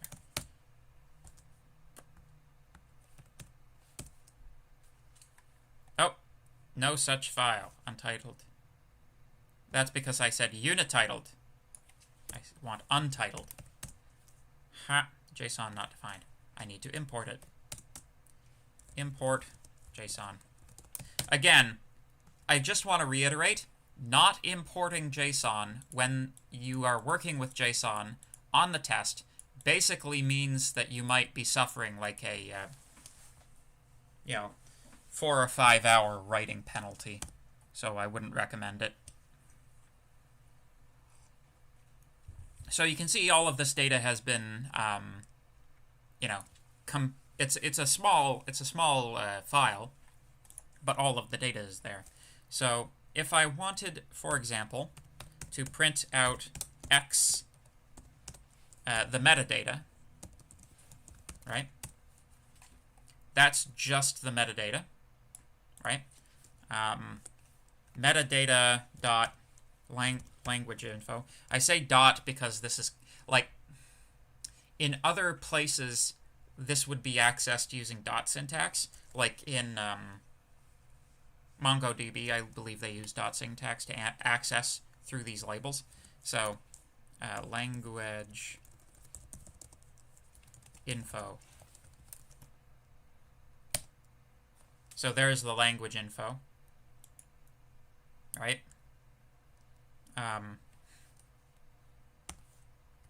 Language info file extension .ip.py. So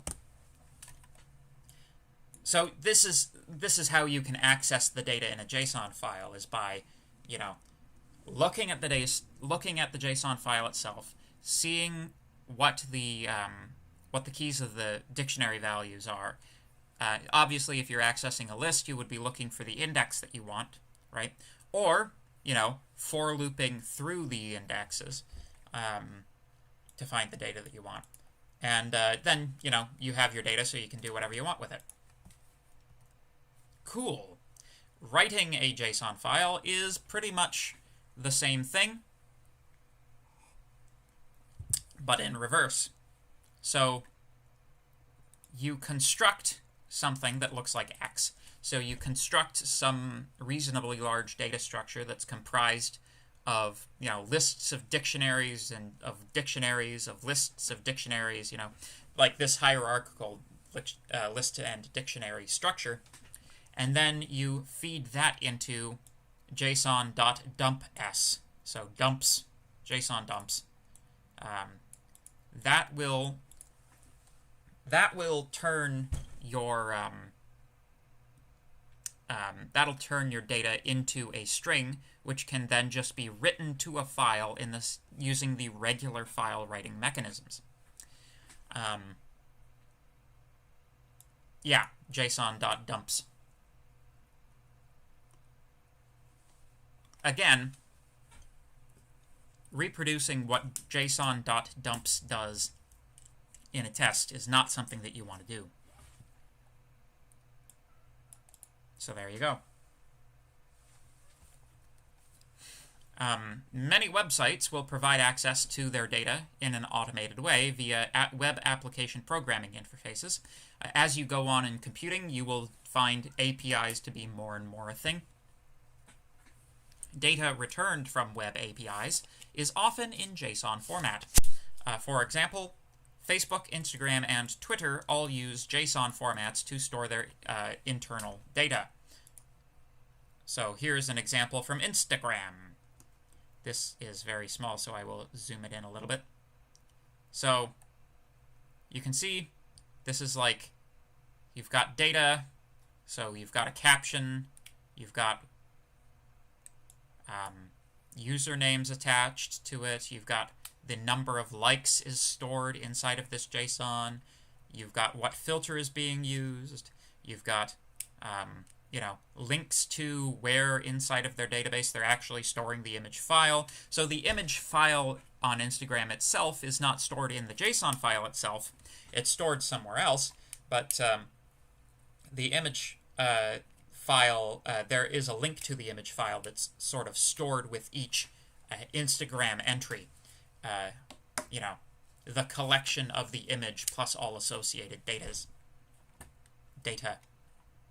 So yeah, that's how things look on Instagram. Cool. Are there any questions about that? We doing okay? Oh, what about requiring a game engine for Python for 3D games? Oh, yeah. So, to be honest, I'm not sure. I've never tried to make a 3D game in Python. I'm certain that it's possible. Again, one of the things that you don't want to have to write yourself if you're creating a video game is a rendering engine. That's one of the very useful products that's provided by a programming language or an environment like Unity. I will say right now, knowing Python, it's not that much of a jump to learn C#.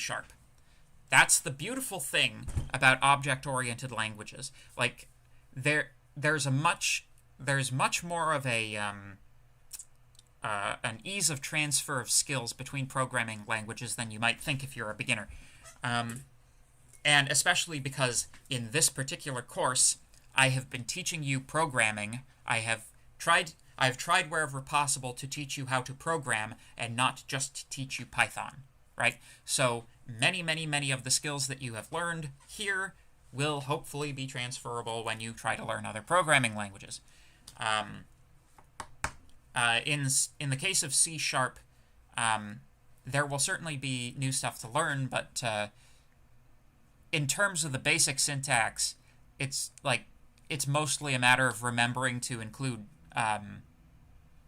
semicolons at the ends of lines and using curly braces instead of tabbing.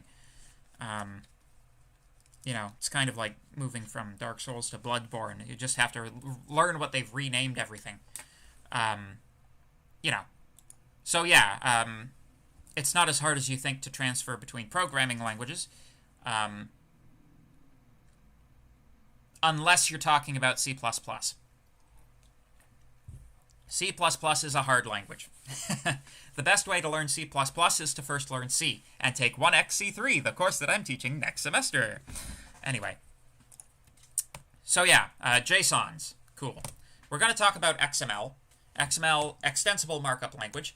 I'm not going to require you to work with XML files on an assignment or on the exam or anything. This is primarily for your interest, so take it for what it's worth.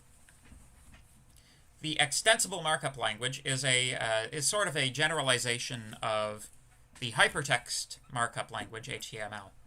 So it's a general-purpose plain text format for formatting data that is meant to be both machine-readable and human-readable. It achieves neither. JSON is much better. XML files have a hierarchical structure.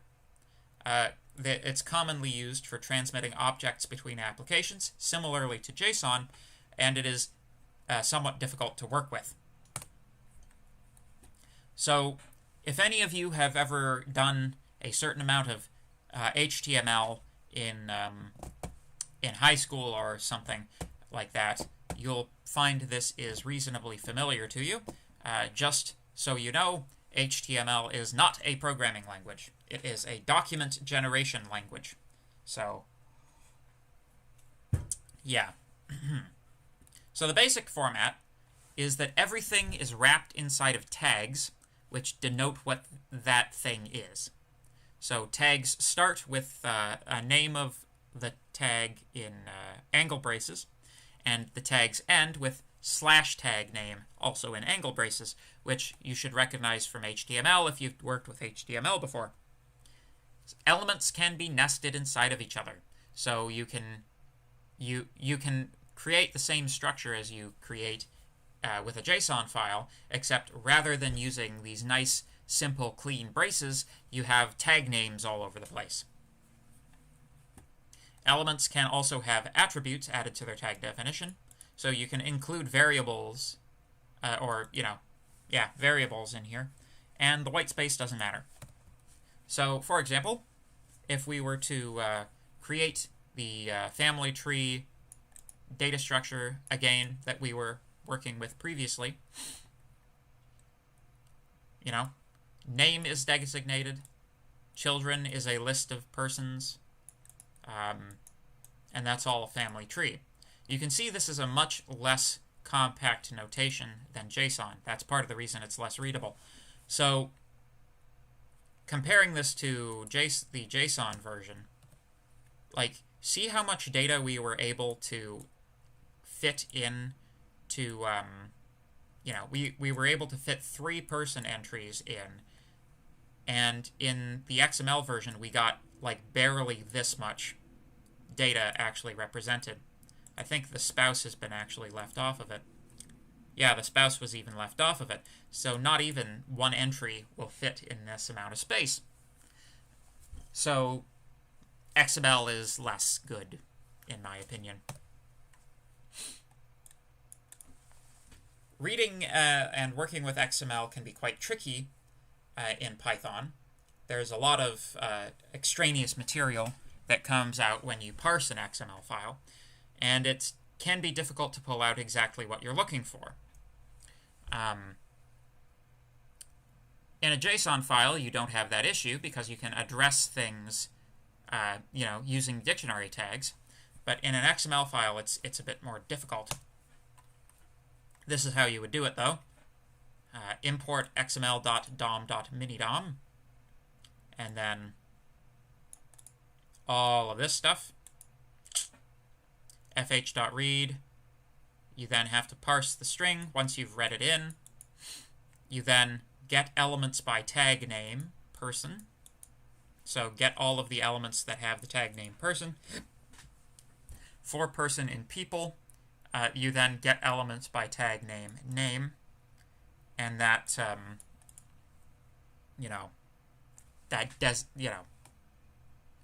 you see how this is much more onerous than just being able to simply use lookup. It's, it's more of a pain in the butt. xml.dom.minidom.parseString parses the XML string into an object, get elements by tag name, returns an array containing all of the children. So there you go. Let me see if we have any chat comments. No, okay.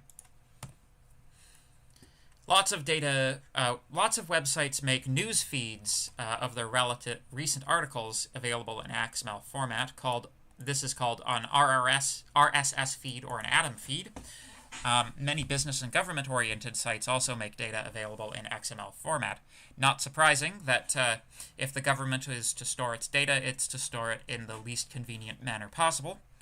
That's just a little joke. So yeah. But like, you can see that these formats are primarily oriented towards, shall we say, more textish data sources, right? Yeah, so here it is. Here's the dailynews.mcmaster.ca/feed. So here's the daily news feed from our own beloved university. So this could be read in by an app that, manages all of your news subscriptions, and, could be used that way. But yeah, so that's all good and interesting. But that's XML. If there are any questions, please put them into the chat.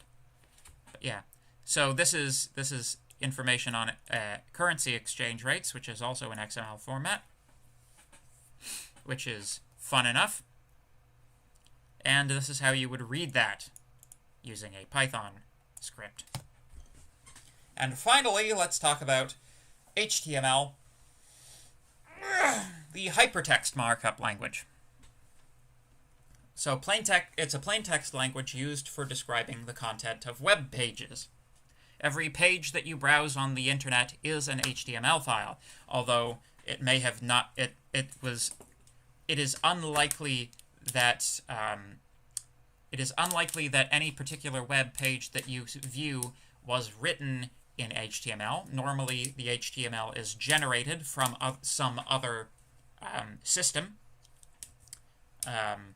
because HTML is, again, like XML, kind of a pain in the ass to work with. The one exception to this is ordinarily computer science professors have a tendency to write their own web pages in HTML, which is why, if you've ever seen like a web page from the 90s, that's why professors' web pages will often look like web pages from the 90s, because they're kind of like, this is as much effort as I'm willing to put into this.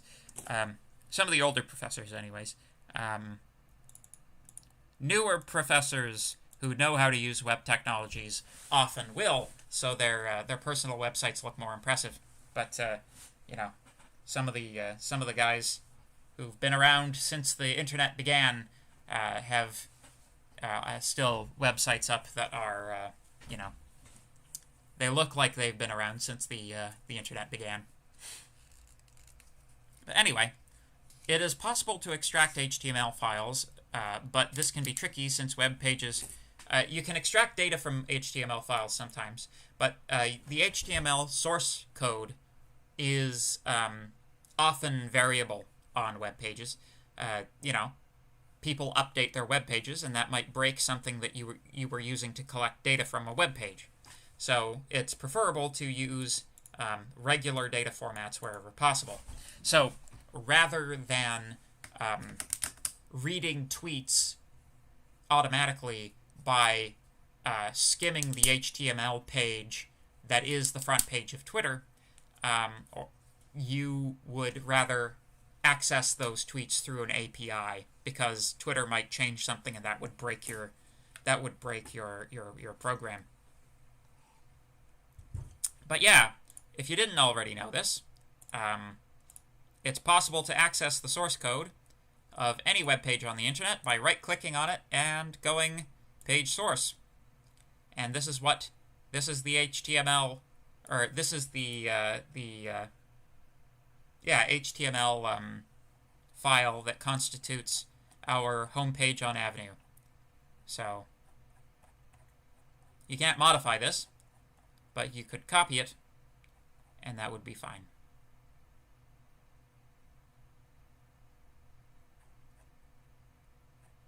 Doop, doop, doop. Cool.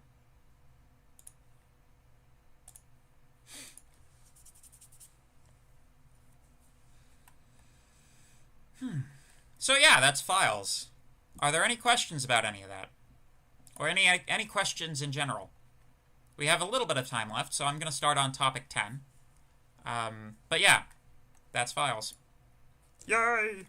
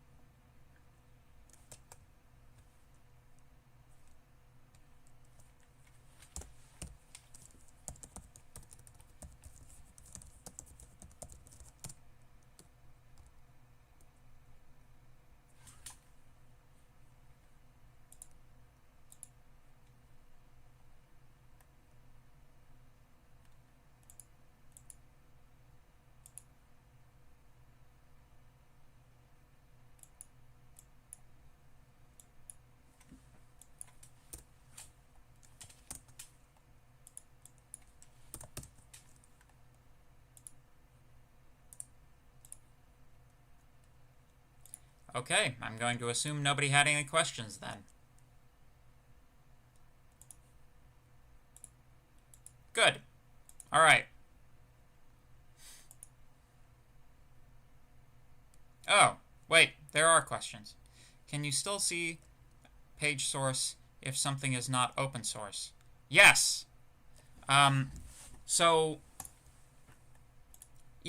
Seeing the page source has nothing to do with whether or not it's open source. Open source is something else entirely. What open source means is that someone has written a program and foregone their copyright protections in favor of what they call copyleft sometimes. It's basically a different style of licensing which allows people to copy your code and use your code. Creative Commons is an open source licensing scheme. I think GNU as well. Like Linux is an open source operating system as well. So, but that's not what this means. All of the web pages that you have ever viewed in your life, you could look at the source code behind it, right? All of them. This one even, this is actually spoofing the internet on a local server. I can look at the page source here as well. You know? All you're doing is you're asking your internet browser to display the web page in its without rendering it, basically. You're asking to view the web page in its original format as opposed to its rendered format. So, because it's in an unrendered format, it is a bunch of HTML gobbledygook, which is, there's a reason that you render it, and, viewing the page source is primarily of interest to people who are, have something to do with the maintenance or construction of the website. But, yeah, no, everything is, like, Google, page source. This is the page source of Google. It's, pretty, complicated, as you might expect.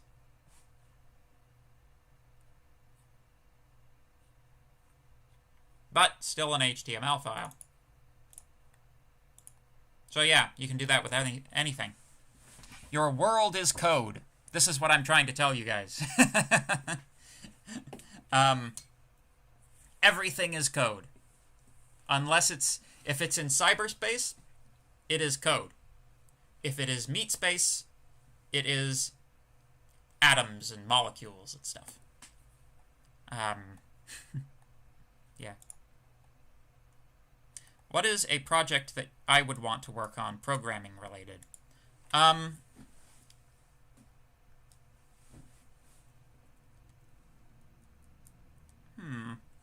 See, normally when I engage in a programming project, there's something like practical. It has some practical importance to like the teaching that I'm doing or something, or my thesis work, obviously. Other than that, I mostly take on video game projects, which are kind of like a creative outlet. So if I were to take on a programming-related project, I'd probably develop, one of the game ideas that I have in my book of game ideas that I've been keeping track of for some time. One of the not crap ones, hopefully. But yeah, I was also thinking I could take the engine I could take the sort of superstructure that I wrote for my recent release Hexy and adapt it to other different types of puzzles. And also I'd like to do some updates for Hexy to, flesh it out a little bit. I'd like to do a mobile port of it, but I haven't had the time because it's been just crazy. My life has been crazy. But yeah, that's the sort of thing I would do.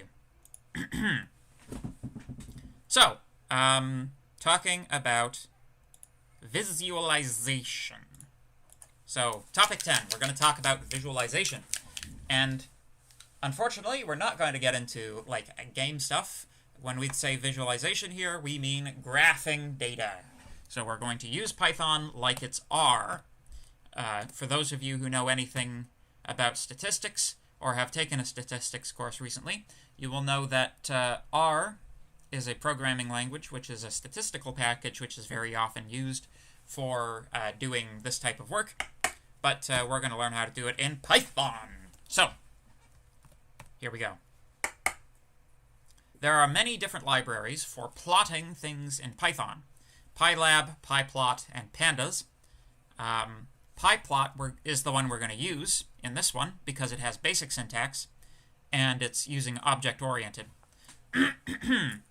But the other ones can be more powerful. Once again, it is up to you as the programmer to use the tool that is best suited to the job you wish to do. So, we're going to be using matplotlib. If you downloaded the Anaconda distribution, it comes with it. If you're working on JHub, then it's already pre-installed. If you don't have it somehow, and you would like to have it,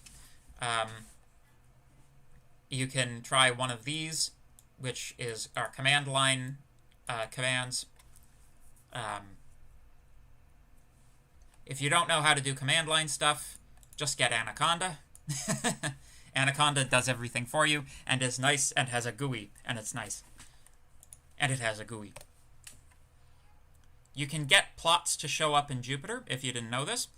You can display interactive images within the notebook by inserting this magic command, matplotlib inline. So I've got one open here, matplotlib inline. That seems to be not working, so I'm just going to not do that, maybe. Maybe it only works on JHub. So, anyway. So let's graph some data. This is incorrect, by the way, this graph. So, if we have x values, 1, 2, 3, y values, 4, 5, 6, and we are importing matplotlib.pyplot as pyplot, pyplot.plot, x values, y values, and then pyplot.show gives you a graph. Ta-da! You can even modify stuff. And it works. So there you go. That's how you graph things. Ta-da! Super easy, right? Not hard at all.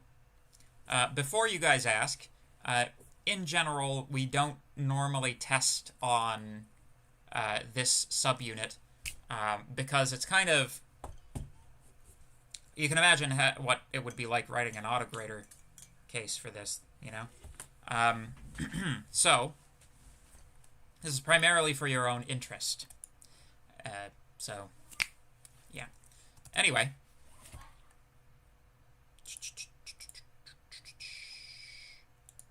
Yes. So, to create a line plot where x and y values are computed as a function, we have to create a list of the y values by evaluating the function on x values.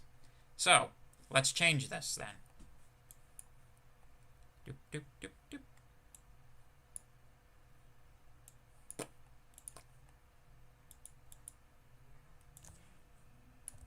So if instead we make our x values a range from -100 to 100, and we make our y values x squared for x in x values, then we get a nice parabola. Don't worry too much about this construction right here. This is what's called a list comprehension. It's just a more compact way of saying the following. For x in x values,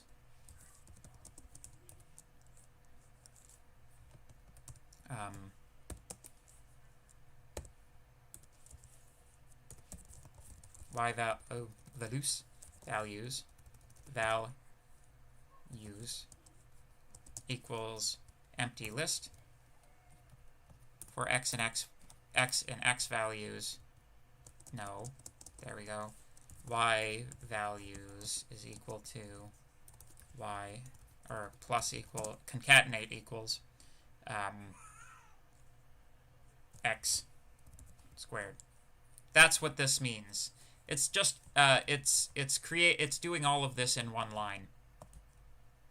If you notice the solutions that to like test problems that are written by Mark or David, they will often use list comprehensions because they're nice and clean and more compact, and that's fun.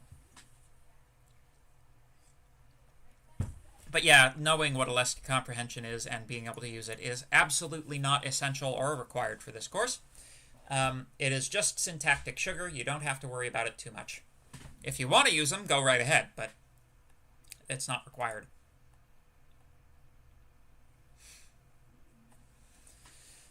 Ugh. Oh, that reminds me, actually. Okay. Yeah, that reminds me. There was something that I wanted to talk about at the beginning of the class that I forgot until now, and I should talk about it now because I have just remembered it. So, the test, right? The test that we had a little while ago. I just want to review with you guys what is and is not plagiarism, because we had some instances of plagiarism on the test, which is rather unfortunate, because,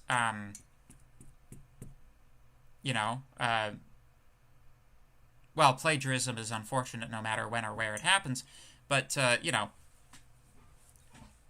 have not had, believe it or not, I have not had very many instances of, like, outright plagiarism since this course, since we went online in last year, actually.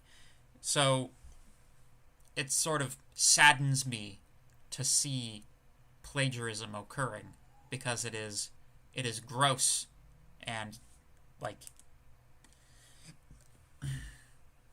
it just makes it's discouraging to me when I see plagiarism, because people should know better.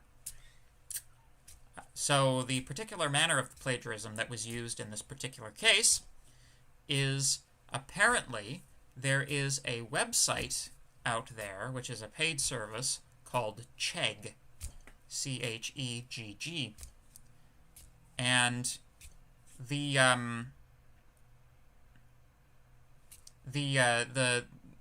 apparently some people thought it would be clever to put the test up there and have these paid tutors answer their test questions for them, and then they used these tutors' answers on their test, which is obvious plagiarism. So I just want to put it out there. Getting help on a test or an exam from anyone, be it your classmates, be it your friends, be it your relations, or be it paid online tutors, that's all plagiarism. So don't do it. We will catch you, and we will not be kind.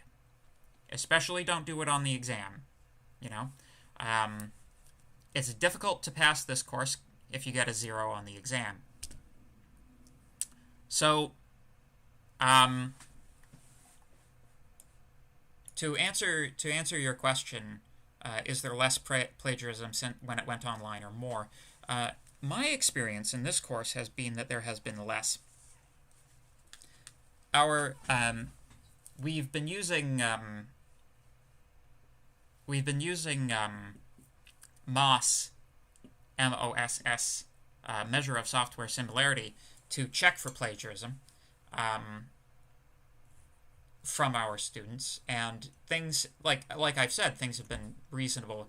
I actually got more and worse MOSS hits when students were in person, if you can believe that. So, yeah, in my experience, it's been, like, down the level of plagiarism, except for this Chegg business, which, obviously, I had to put my foot down, and some 0s were assigned. Yeah. So, is it because people don't have many friends in the class, or is it because people started it being more sincere? I think it's a couple of things. Like, number one, people are physically separated from each other, so, that may have been contributing. Number two, there was this incident at Waterloo at the beginning of beginning of September, where, like, they, like, I don't know if they expelled them, but, like, 40 students all in one scoop all got plagiarism charges all at once, because they were discussing things on Discord or something. And so I think that kind of set the tenor across university institutions across the province, because that kind of made ripples. So I think I think people were, like, perhaps taking it seriously, But as people get more comfortable with online school, I think we're probably going to see more abuses of it. So, I can only hope that we get back to in-person classes as quickly as possible. But yeah.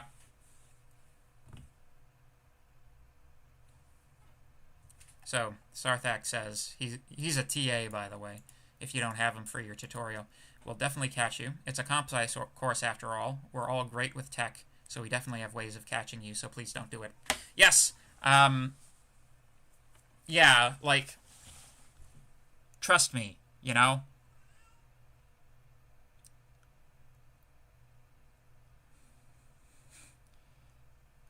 Like, there are particular manners in which people will think that they're, changing the code so that it's their code and not code they copied. And this is always, that always fails because it is so obvious, right? It doesn't matter if you rename your variables, it's still cheating.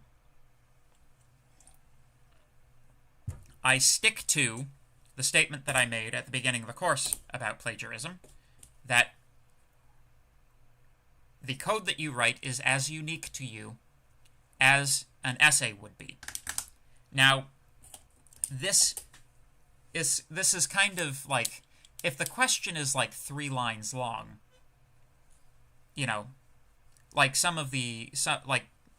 copy this expression into code type questions that you saw in assignment 1, obviously there's only a couple of ways to do that. But certainly at this point in the course, things are now sufficiently complicated for sure, and for sure will be on the test or the exam that's coming up. Things will be sufficiently complicated that you will be the only person in the class that writes your solution. Absolutely. So yeah, we can totally find you, and we will totally give you a 0. And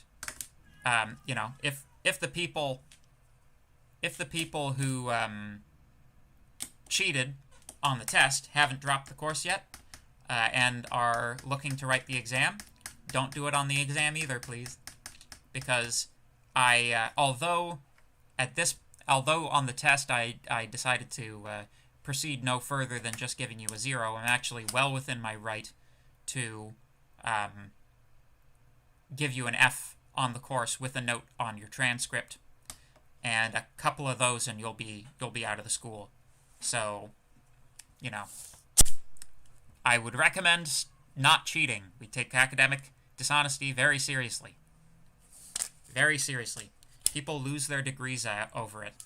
Sometimes, every once in a while, a PhD student will be found to have plagiarized their thesis, and the PhD, their doctorate is removed from them. They are no longer a doctor.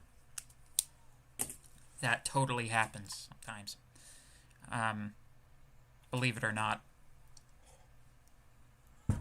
But anyway, enough about that such silliness. Yeah, I don't know. I guess we'll leave class there. I've been talking long enough. It's 12:17. Give you maybe some time to nuke some pizza pockets before your tutorial. I remember when I thought we had to make a graph per group when it was, in reality, individual. Yes, yeah, that's... Sometimes it's not, explicit, as explicit as it could be,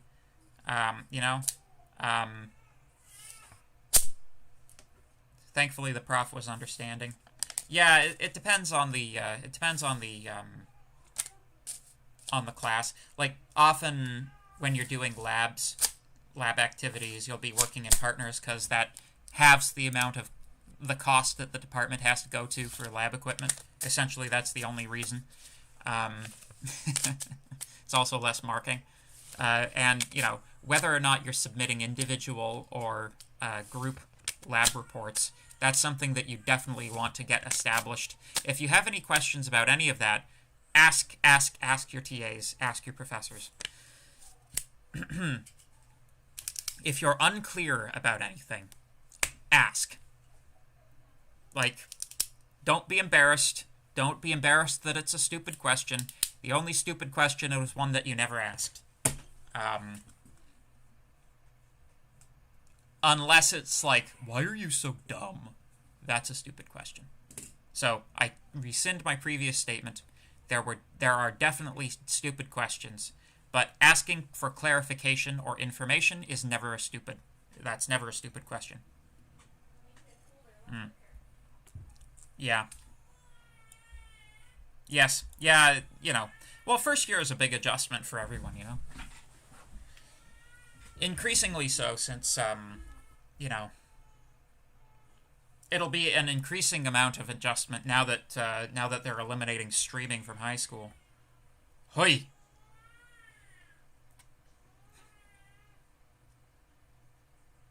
Anyway, so I guess that'll be it.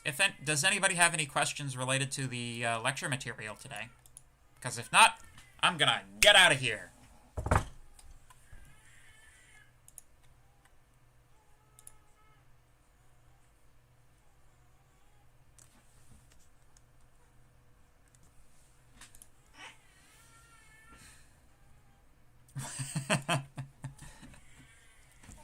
Why am I unsmart? The longer you are doing, the longer you're in school, the more and more you realize how little you actually know. So, I don't actually mind. I don't mind being considered to know practically nothing, because that's closer to the truth than imagining that I know anything. You know?